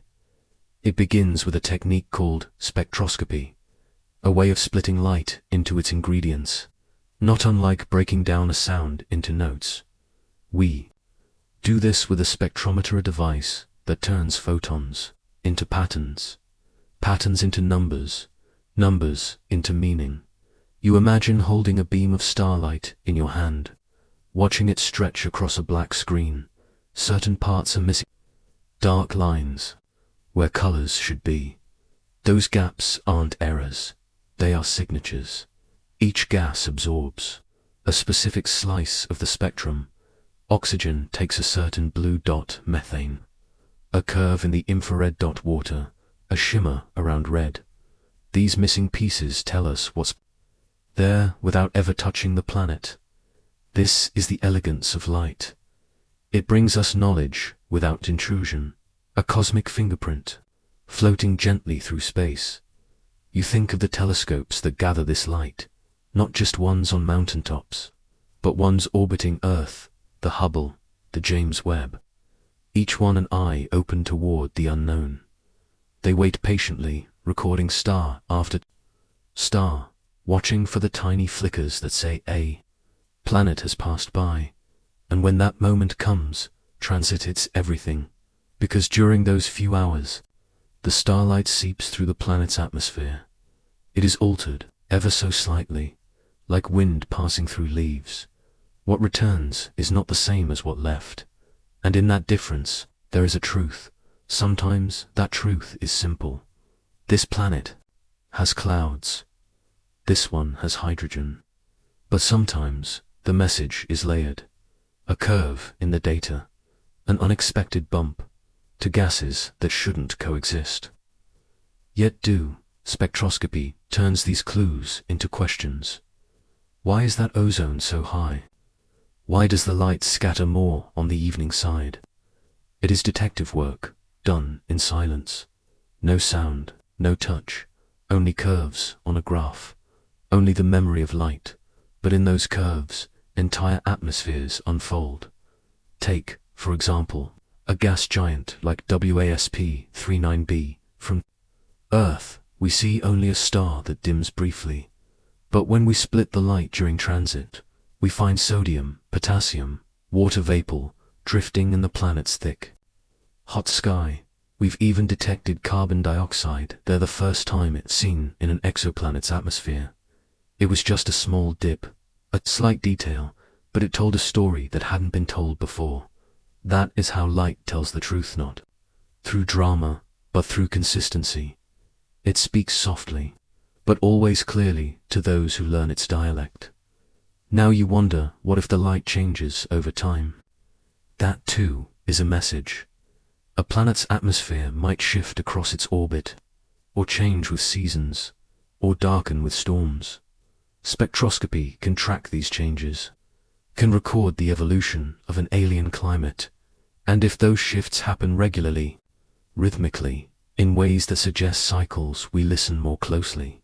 Because life, too, has rhythm. On Earth, forests breathe with the seasons, plankton bloom with sunlight. Even humans exhale more carbon dioxide in winter. If a distant world pulses the same way, not randomly, but predictably, that may be a signature of life. Not a shout, not proof, but a whisper that repeats, and light carries that whisper to us. We must treat it gently. We must interpret it with care, because light can be misleading. Not by intent. Light does not deceive, but by complexity. A dusty atmosphere can mimic methane. A cloudy layer can hide water. Too much heat can erase signatures completely. So scientists build models. They create synthetic atmospheres on computers. They run photons through them like threads. Through cloth, they compare real light with simulated light, over and over until a pattern emerges. It is delicate work, but it's how we know what we know. That certain planets have iron raining sideways, that others reflect almost no light at all, black as charcoal, that some glow with their own heat. Every one of these discoveries began with a spectrum, with a beam of light, with an absence or excess of color. And in the near future, we will see even more. The James Webb Space Telescope, already peering deeper than ever before, may soon tell us if rocky planets like TRAPPIST-1e have atmospheres rich in carbon or stripped to their core. New missions like Ariel and LaVoie will go further still, not just identifying gases, but analyzing weather, mapping chemical gradients, searching for biosignatures in light alone. And if they find it, if a planet's spectrum contains that strange mix we've only seen on Earth, then the light will not just tell a truth. It will tell our truth, that life is not unique, that the pattern has repeated, that somewhere another world breathes. You return now to your body, your own breath, your own light, because even you are part of this truth-telling universe. The glow of your skin is infrared. The oxygen in your lungs shapes the air. The water in your eyes reflects light that came from stars. You are not separate from the search. You are made of the same light that carries the answers. But before the shadows come, you linger just a little longer in the light. Because light doesn't only speak in presence, it speaks in motion, in speed, in angles, in subtle stretches, that tell us not just what something is, but how it's moving, how it's spinning, how it breathes through something called the Doppler shift. Light that moves away becomes redder, and light that moves toward us becomes bluer. It's the same effect that changes the pitch of a passing siren, and with it, we can tell if a planet is wobbling. We can detect the gravitational pull of something invisible, perhaps a moon, perhaps a ring, perhaps even weather swirling across its face. Yes, weather. Because light doesn't only pass through stillness, it moves through turbulence. 2. And the way it scatters and shimmers can reveal clouds, winds, even storms. It's been done with Jupiter, with Titan, and now slowly it's being done with exoplanets. You imagine a faraway world, its sky heavy with methane clouds, light filtering. Through a slow, hazy sunset, our telescopes see only a blur. But in that blur, there's structure, a ripple in brightness, a softness in the spectrum. With the right instruments, we can see the layers, the high cirrus-like clouds, the pressure-driven haze, the heat blooming underneath. Light reveals depth, to dot with polarimetry, the study of how light's orientation changes as it scatters.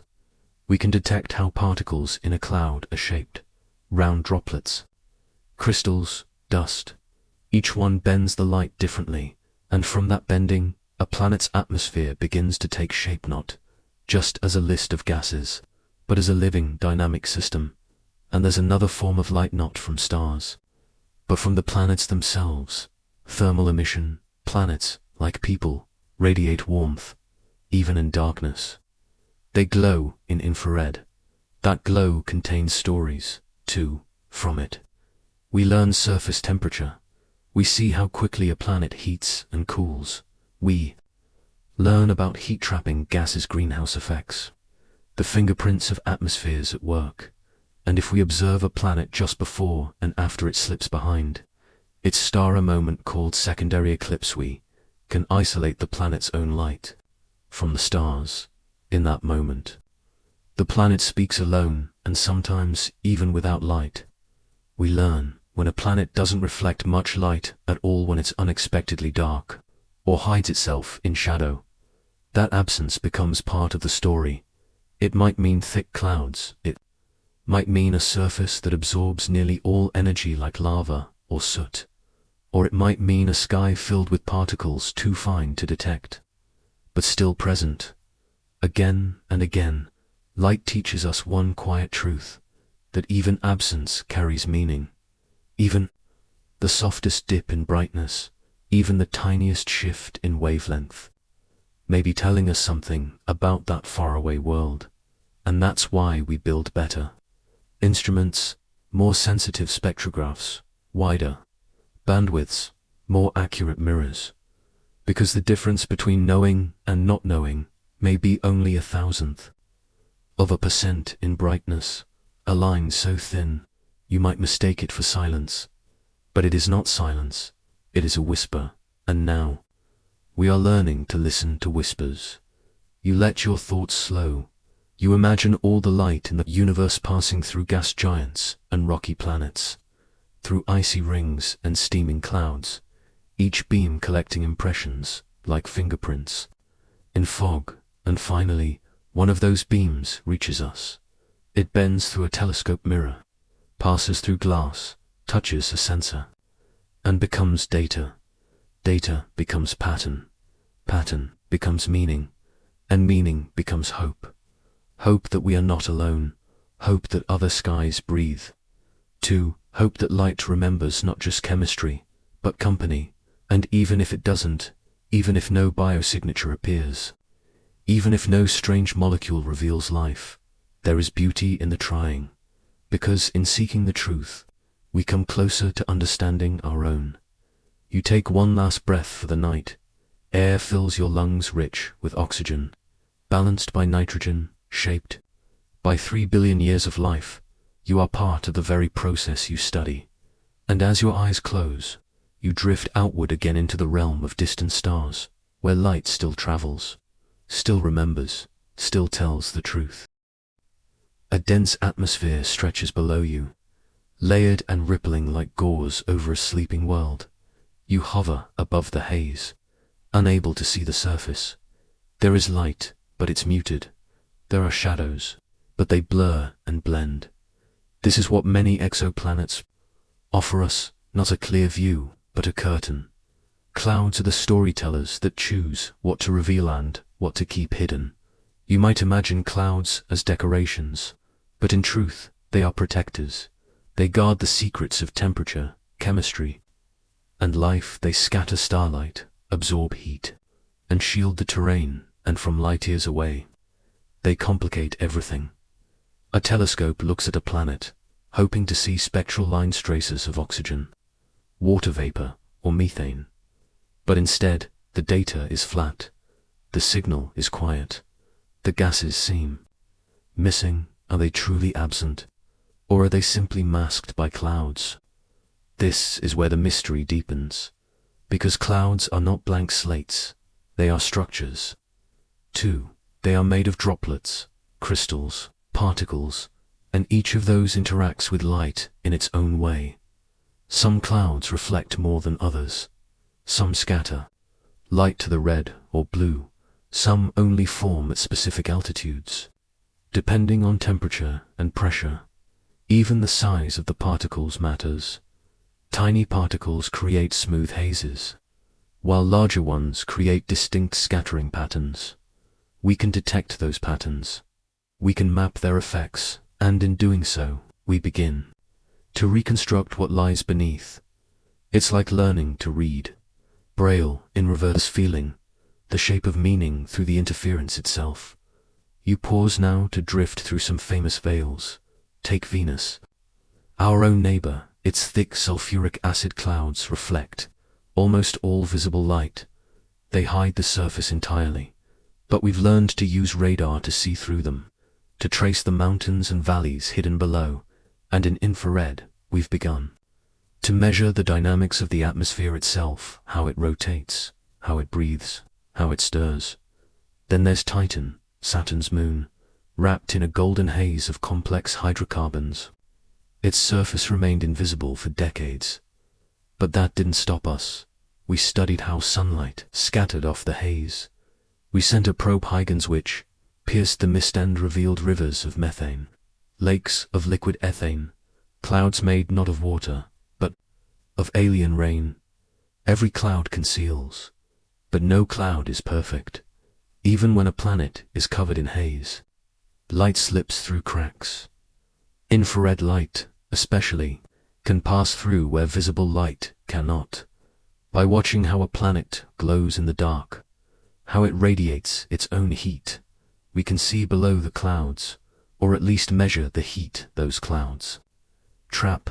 This is how we learn if a planet has a greenhouse effect. It's how we infer what's happening beneath the veil. You begin to appreciate this dance of concealment and revelation, because sometimes what we can't see's as important as what we can. A flat spectrum one with no clear gas signatures might seem like a failure, but that very flatness tells us something. It tells us there is likely something thick blocking the light, something broad, smooth, and reflective, something that blankets the atmosphere and simplifies the spectrum. That simplicity isn't emptiness. It's a clue. It might mean a world with intense cloud cover, like a mini-Neptune dot, or a super-Earth with volatile storms.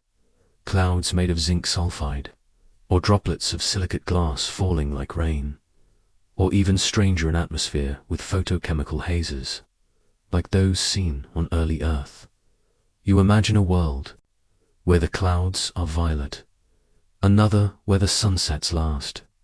Hours bows, the particles hang heavy in the sky, and in your mind's eye, you no longer fight the clouds. You learn to read them.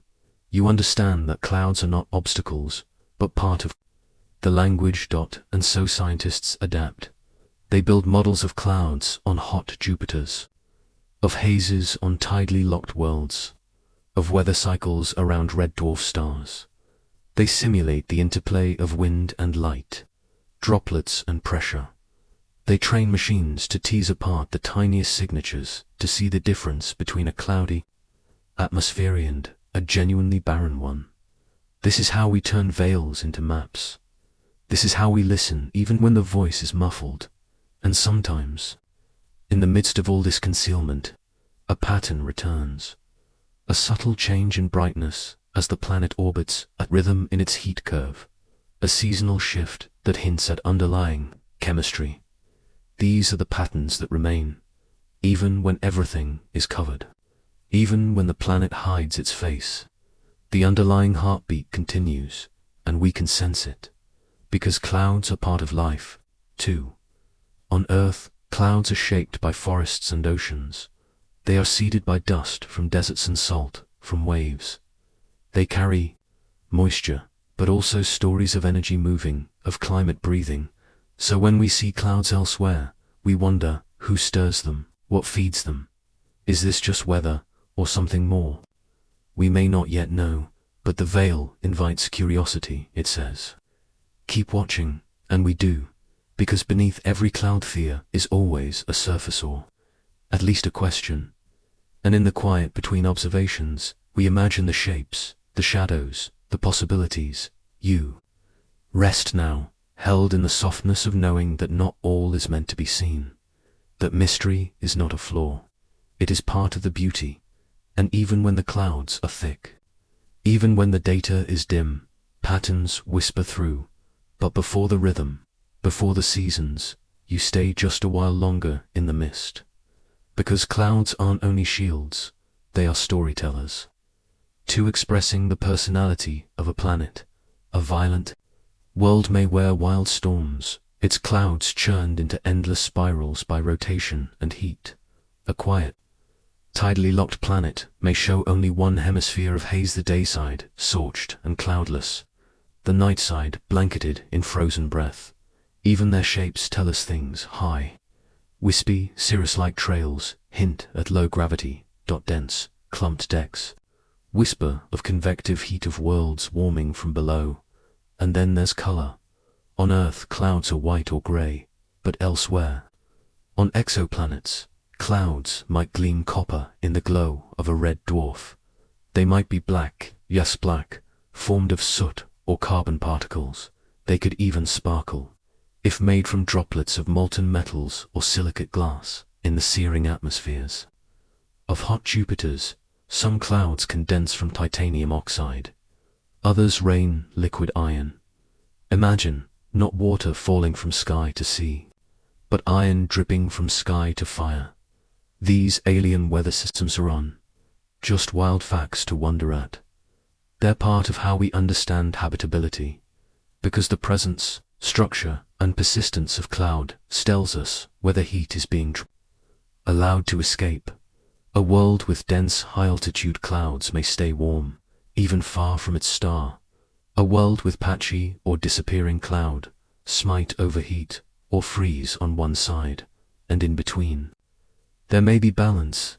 We search for that balance. We hope for it, because life, at least as we know it, loves balance, not perfection, but a certain rhythmic range, warm enough to allow liquid. Cool enough to permit stability, protected enough to allow time. Clouds help create that possibility. They insulate, they reflect, they buffer chaos in that way. They are not obstacles to study, they are prerequisites for life. Some researchers now believe that, on many exoplanets, life's first steps might happen under clouds, sheltered from UV rays, fed by a stable greenhouse, dripping with condensed nutrients, a hidden garden blooming in vapor. This idea reorients us. It teaches us to love the murky data, to find meaning not only in what we see clearly, but in what is only partly revealed. It's the astronomy of intuition, of seeing the edge of a shape in fog and knowing it is real. You float now through the haze of such a world. It spins slowly below you. The clouds move gently, too slow to be storms, but too alive to be still. They ripple with chemistry in your imagination. You reach a hand into that atmosphere. It is not cold, it is thick. It smells of sulfur and dust, of carbon and perhaps the simplest organic gases. It is not life, but it is. Its invitation. And so, even when clouds conceal, they still speak.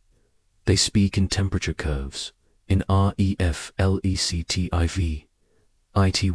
in strange optical effects, like glories and halos, visible only when sunlight passes at just the right angle. One day, a future telescope might catch such an angle, might see a subtle rainbow, circling a planet's shadow, a glory in an alien sky, and that might be all we need, because some patterns aren't written in spectra.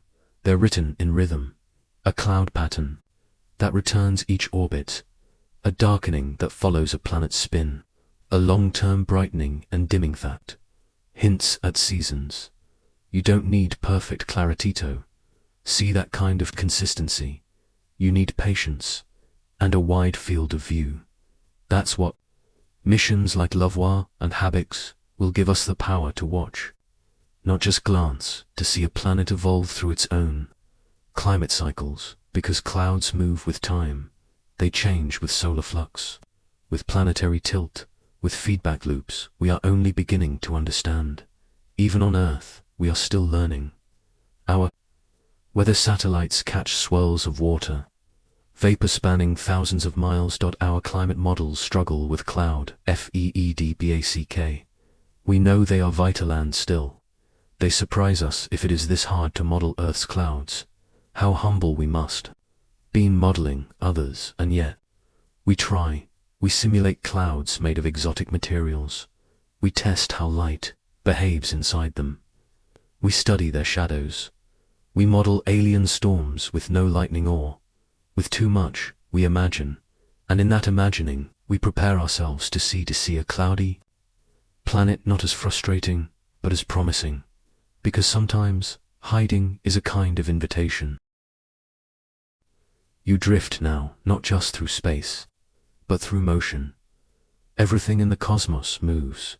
Planets spin, stars orbit, moons pull, and suns flare. But in this moment, you're focused on the quiet rhythm beneath it, all the dance of climate, the subtle pulse of a world's breath.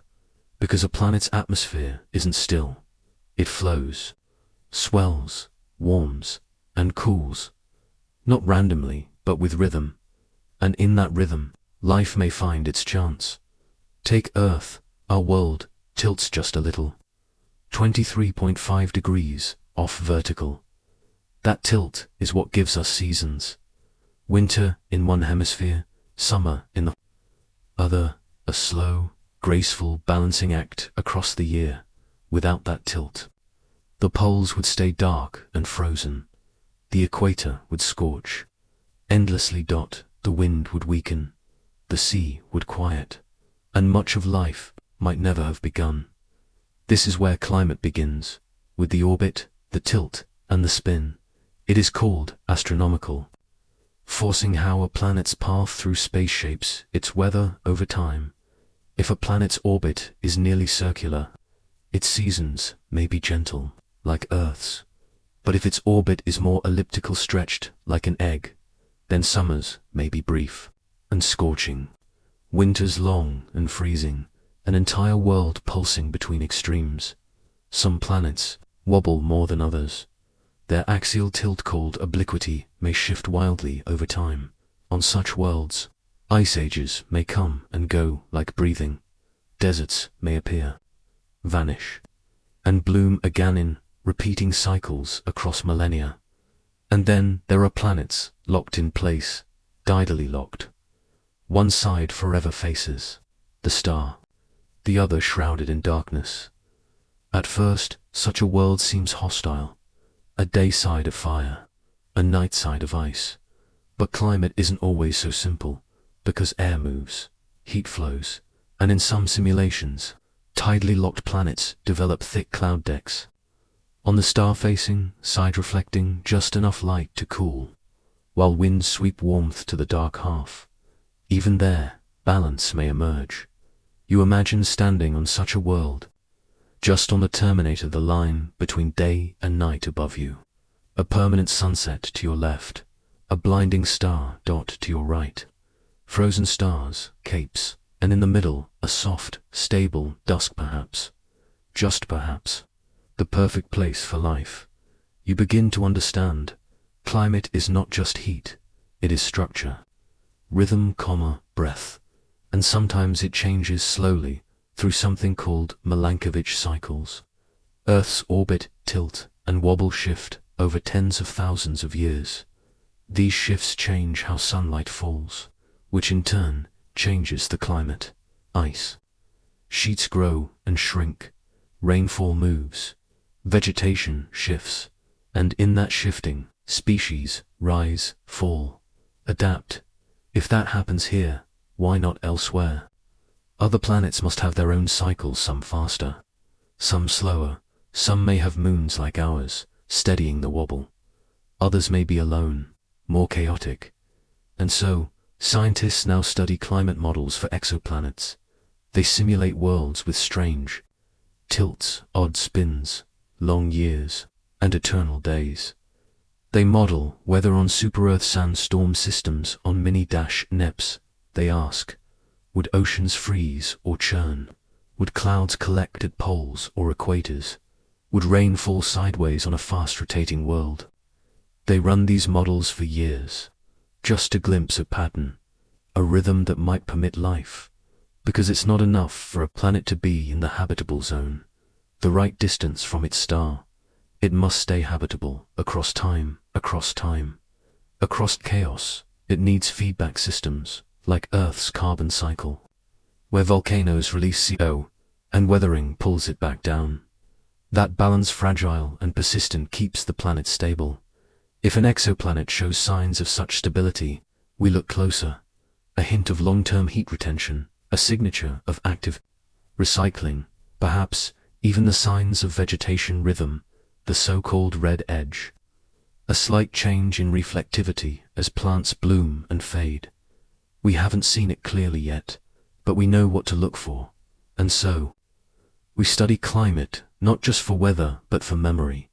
A world that remembers warmth and cool, light and dark, wet and dry. Because memory is where life begins, not in the instant, but in the rhythm. You return now to the idea of time. Some worlds spin fast, a day in just hours. Others take weeks, even months, to rotate. How would that shape the wind? How would rain work? Would clouds race across the sky or linger like sculptures? Would storms roar endlessly, like Jupiter's great red spatter, hurricane that's lasted 400 years? Or would they flicker in and out, like thoughts passing across a dreaming mind? Even magnetism plays a part.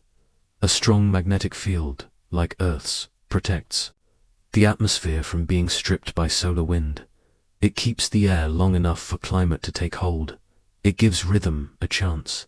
And when you think of life, not just survival, but flourishing, you think of that rhythmic shelter, a place that cycles, that forgets and remembers, that folds light into shadow and back again. So as your breath slows, as your body drifts deeper into sleep, you realize something you are part of.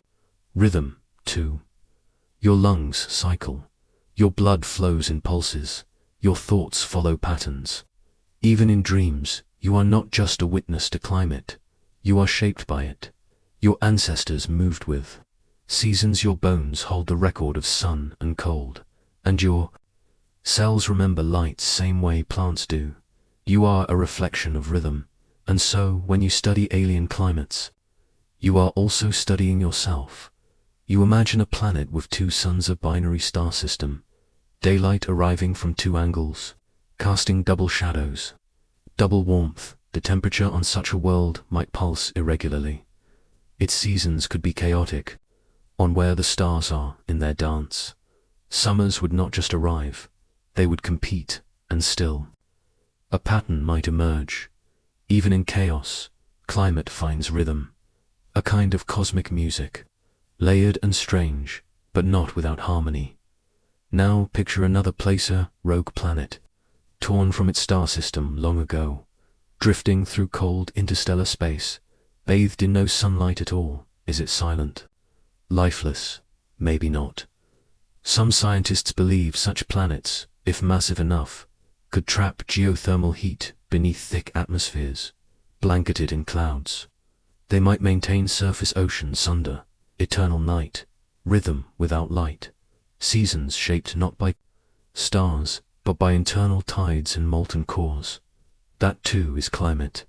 And in that darkness, there may be time enough for chemistry to stretch, to link molecules, to begin whispering life. The more you learn, the more climate becomes not a barrier, but a canvas. Every world paints differently. On some, Storms leave temporary marks, on others, erosion and wind-shaped continents. Each cycle of rain, wind, pressure, cloud writes a pattern. On Mars, dust storms rise like breath, circling the entire planet in weeks. On Neptune, winds howl faster than sound. Yet the planet barely changes, frozen but dynamic, blue but veiled, and Earth, your home, it dances its own slow waltz. El Niño monsoon, het. Streams, cyclones, dot. All these are not just meteorology, they are memory. Each one a response to solar rhythm. Tilt, ocean and cloud. When we study exoplanet climates, we use Earth's memory as a mirror. We ask, what rhythms are necessary for life to take hold? Not perfection, not permanence, but persistence. A planet that cools but doesn't freeze, that warms but doesn't boil, that fluctuates but returns, just like a heartbeat, just like you. And this leads to a deeper thought. Perhaps life is not only adapted to rhythm, perhaps life is rhythm. A rhythm of chemical exchange, of carbon in, oxygen out, of photosynthesis at dawn, and sleep beneath stars.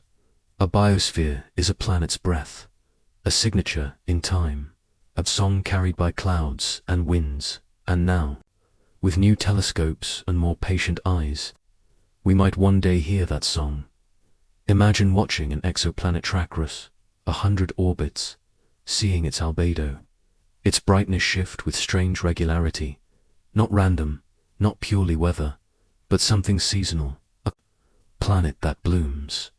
We might notice a reddish glow in the spectrum during its spring, a drop in carbon dioxide as something green awakens. Not proof, but rhythm, and that is what will follow. Because the search for alien life is not just a search for signs, but for timing. Not just presence, but persistence. Rhythm means return. It means whatever lives long enough to leave a mark. Just like your own breath leaves warmth in a room. A biosphere leaves heat, gas, light, tiny, detectable clues for those who know how to listen.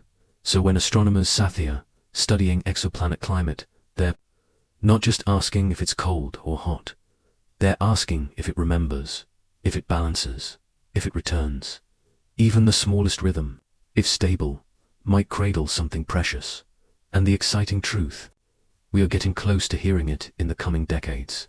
Space observatories like Lavora Habex and Life will watch Earth-like planets in the habitable zones of quiet, steady stars.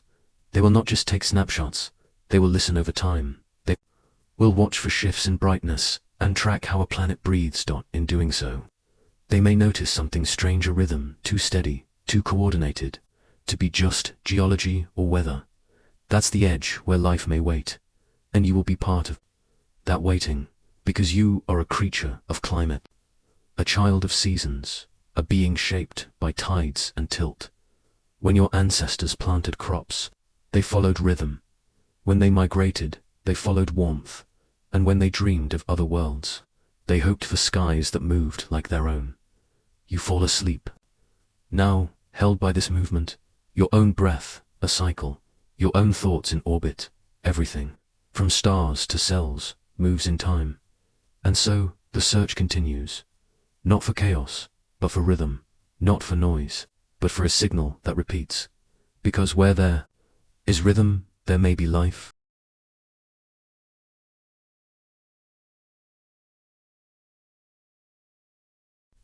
Not from a place, but from a journey of imagination, of careful science and slow dreaming. The stars haven't changed, the skies remain wide, but you are different, because now you carry the rhythm of other worlds inside you. You've wandered through thick hydrogen clouds, floated across frozen blue atmospheres, listened for molecules exhaled across centuries of silence, and you have not found certainty, but you have found peace. Peace in the asking, peace in the watching, peace in the knowing that the universe does not need to be small to feel close. It can be vast and still feel like home. You think back now to your very first question. Could we smell another world? Could atmosphere be more than data? Could it be experience? And slowly, over many nights, you've come to understand, yes. Not with your nose, but with your mind, with your wonder. To smell another world is to sense it, to take in its air through thought, to hold its strangeness gently, to feel, however faintly, its presence in the quiet of your breath. You've become something new in this process, not just a thinker, not just a dreamer, but a listener. And the more you've listened, the more silence has changed, because the silence of space isn't empty. It's full of waiting, full of slow cycles and soft pulses, of light stretched by distance and warmth folded into gravity. And you realize the unknown is not cold. It is gentle and generous. It gives you space to imagine, time to wonder, a place to rest your thoughts like seeds into soil. You are not meant to know everything, not yet, maybe not ever, but you are meant to explore, to reach, to ask, to pause. This is your gift, your lineage, your rhythm, even your own planet. Your only home so far was once an unknown sky, a place you had to listen to study, to trust, and still, we are learning it. Still, Earth surprises us. So how could we expect distant worlds to reveal themselves quickly? Patience is part of this voyage. So you lie back now in the gravity of that truth. Your mind drifts against a Kepler's discoveries, to Trappist one's tight-knit family of rocky worlds, to those pale dots orbiting suns light years away, each one a maybe, a perhaps, a breath waiting to be heard, and maybe. That's enough, because not all questions need answers. Some are meant to stay, open like windows, like doors.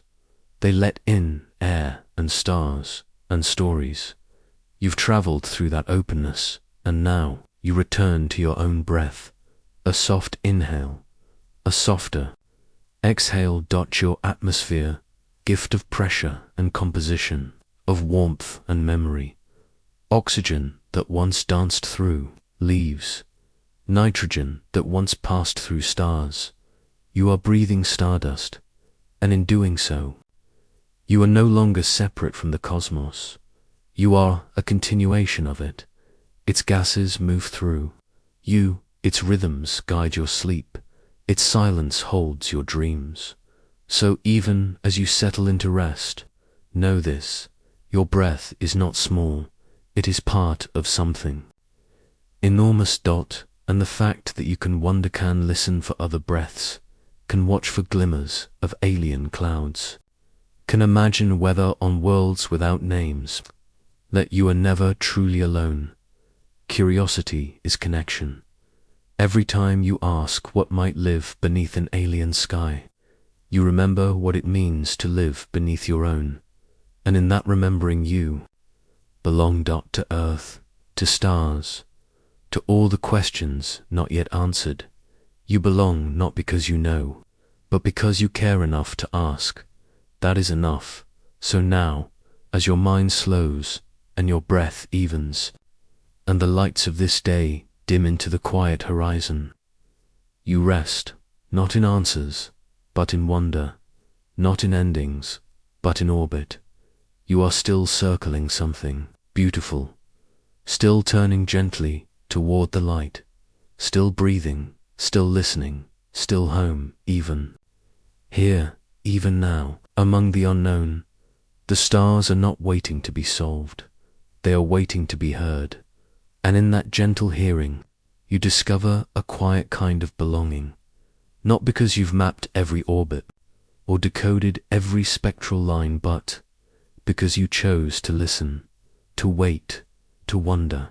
You lie still now, eyes closed, but mind open, cradled by a world that breathes in patterns, just like those you searched for among the stars.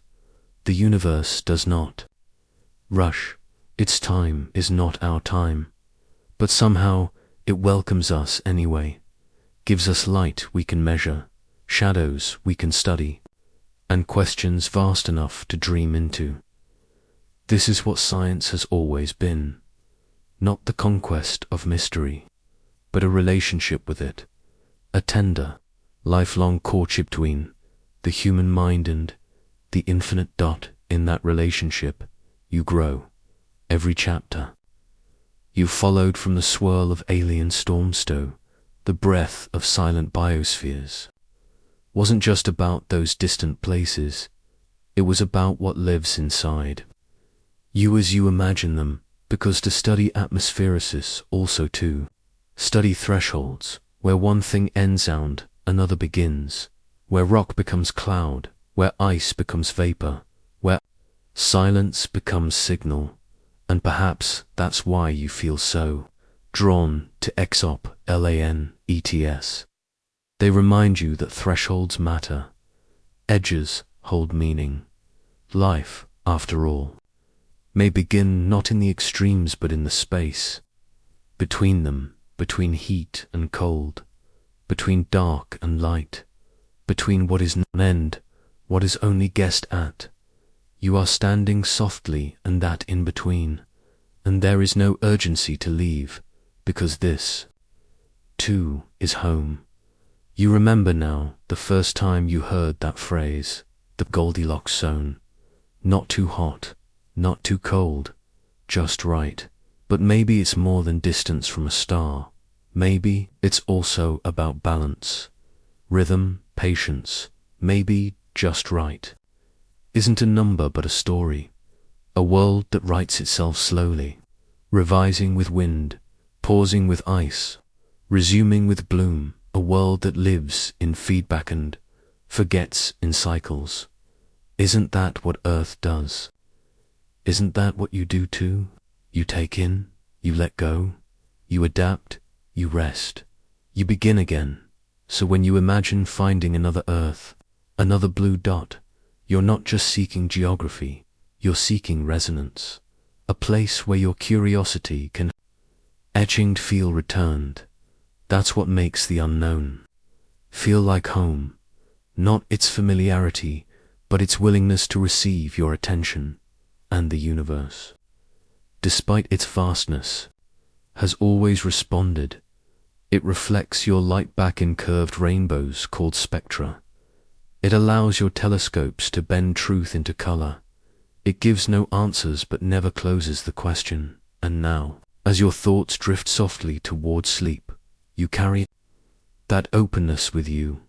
You breathe slowly, not just because your body needs it, but because your wonder does. Each inhaler mints you that atmosphere is a gift. Each exhale a quiet offering back to the sky. You are part of this exchange. You always were. And as you dream, you may return to alien skies, to sunsets on super-Earths, to moons cloaked in pink haze, to clouds that flicker with blue lightning and seas that boil beneath green auroras. You may never walk there, but still they shape the way you walk here, because to love a world you've never touched us, to know how to care for the one beneath your feet. So in closing, you do not say goodbye to those other atmospheres. You say thank you for the mystery, for the silence, for the invitation. Thank you for reminding youth. Science is not a ladder, it is a horizon. Always further, always deeper, always calling. You roll gently onto your side, the air in your room still, the planet beneath you spinning with perfect, quiet motion, and high above all, far beyond, something is moving too, not because of you, but maybe somewhere with you. And so you close your eyes, not to forget but to carry the question deeper, to cradle it like a seed in your sleeping thoughts. Not everything must be answered. Some truths arrive like dawn, gradual, golden, and warm. You don't chase them, you meet them, and maybe, one day, one of those distant breaths will meet you, too.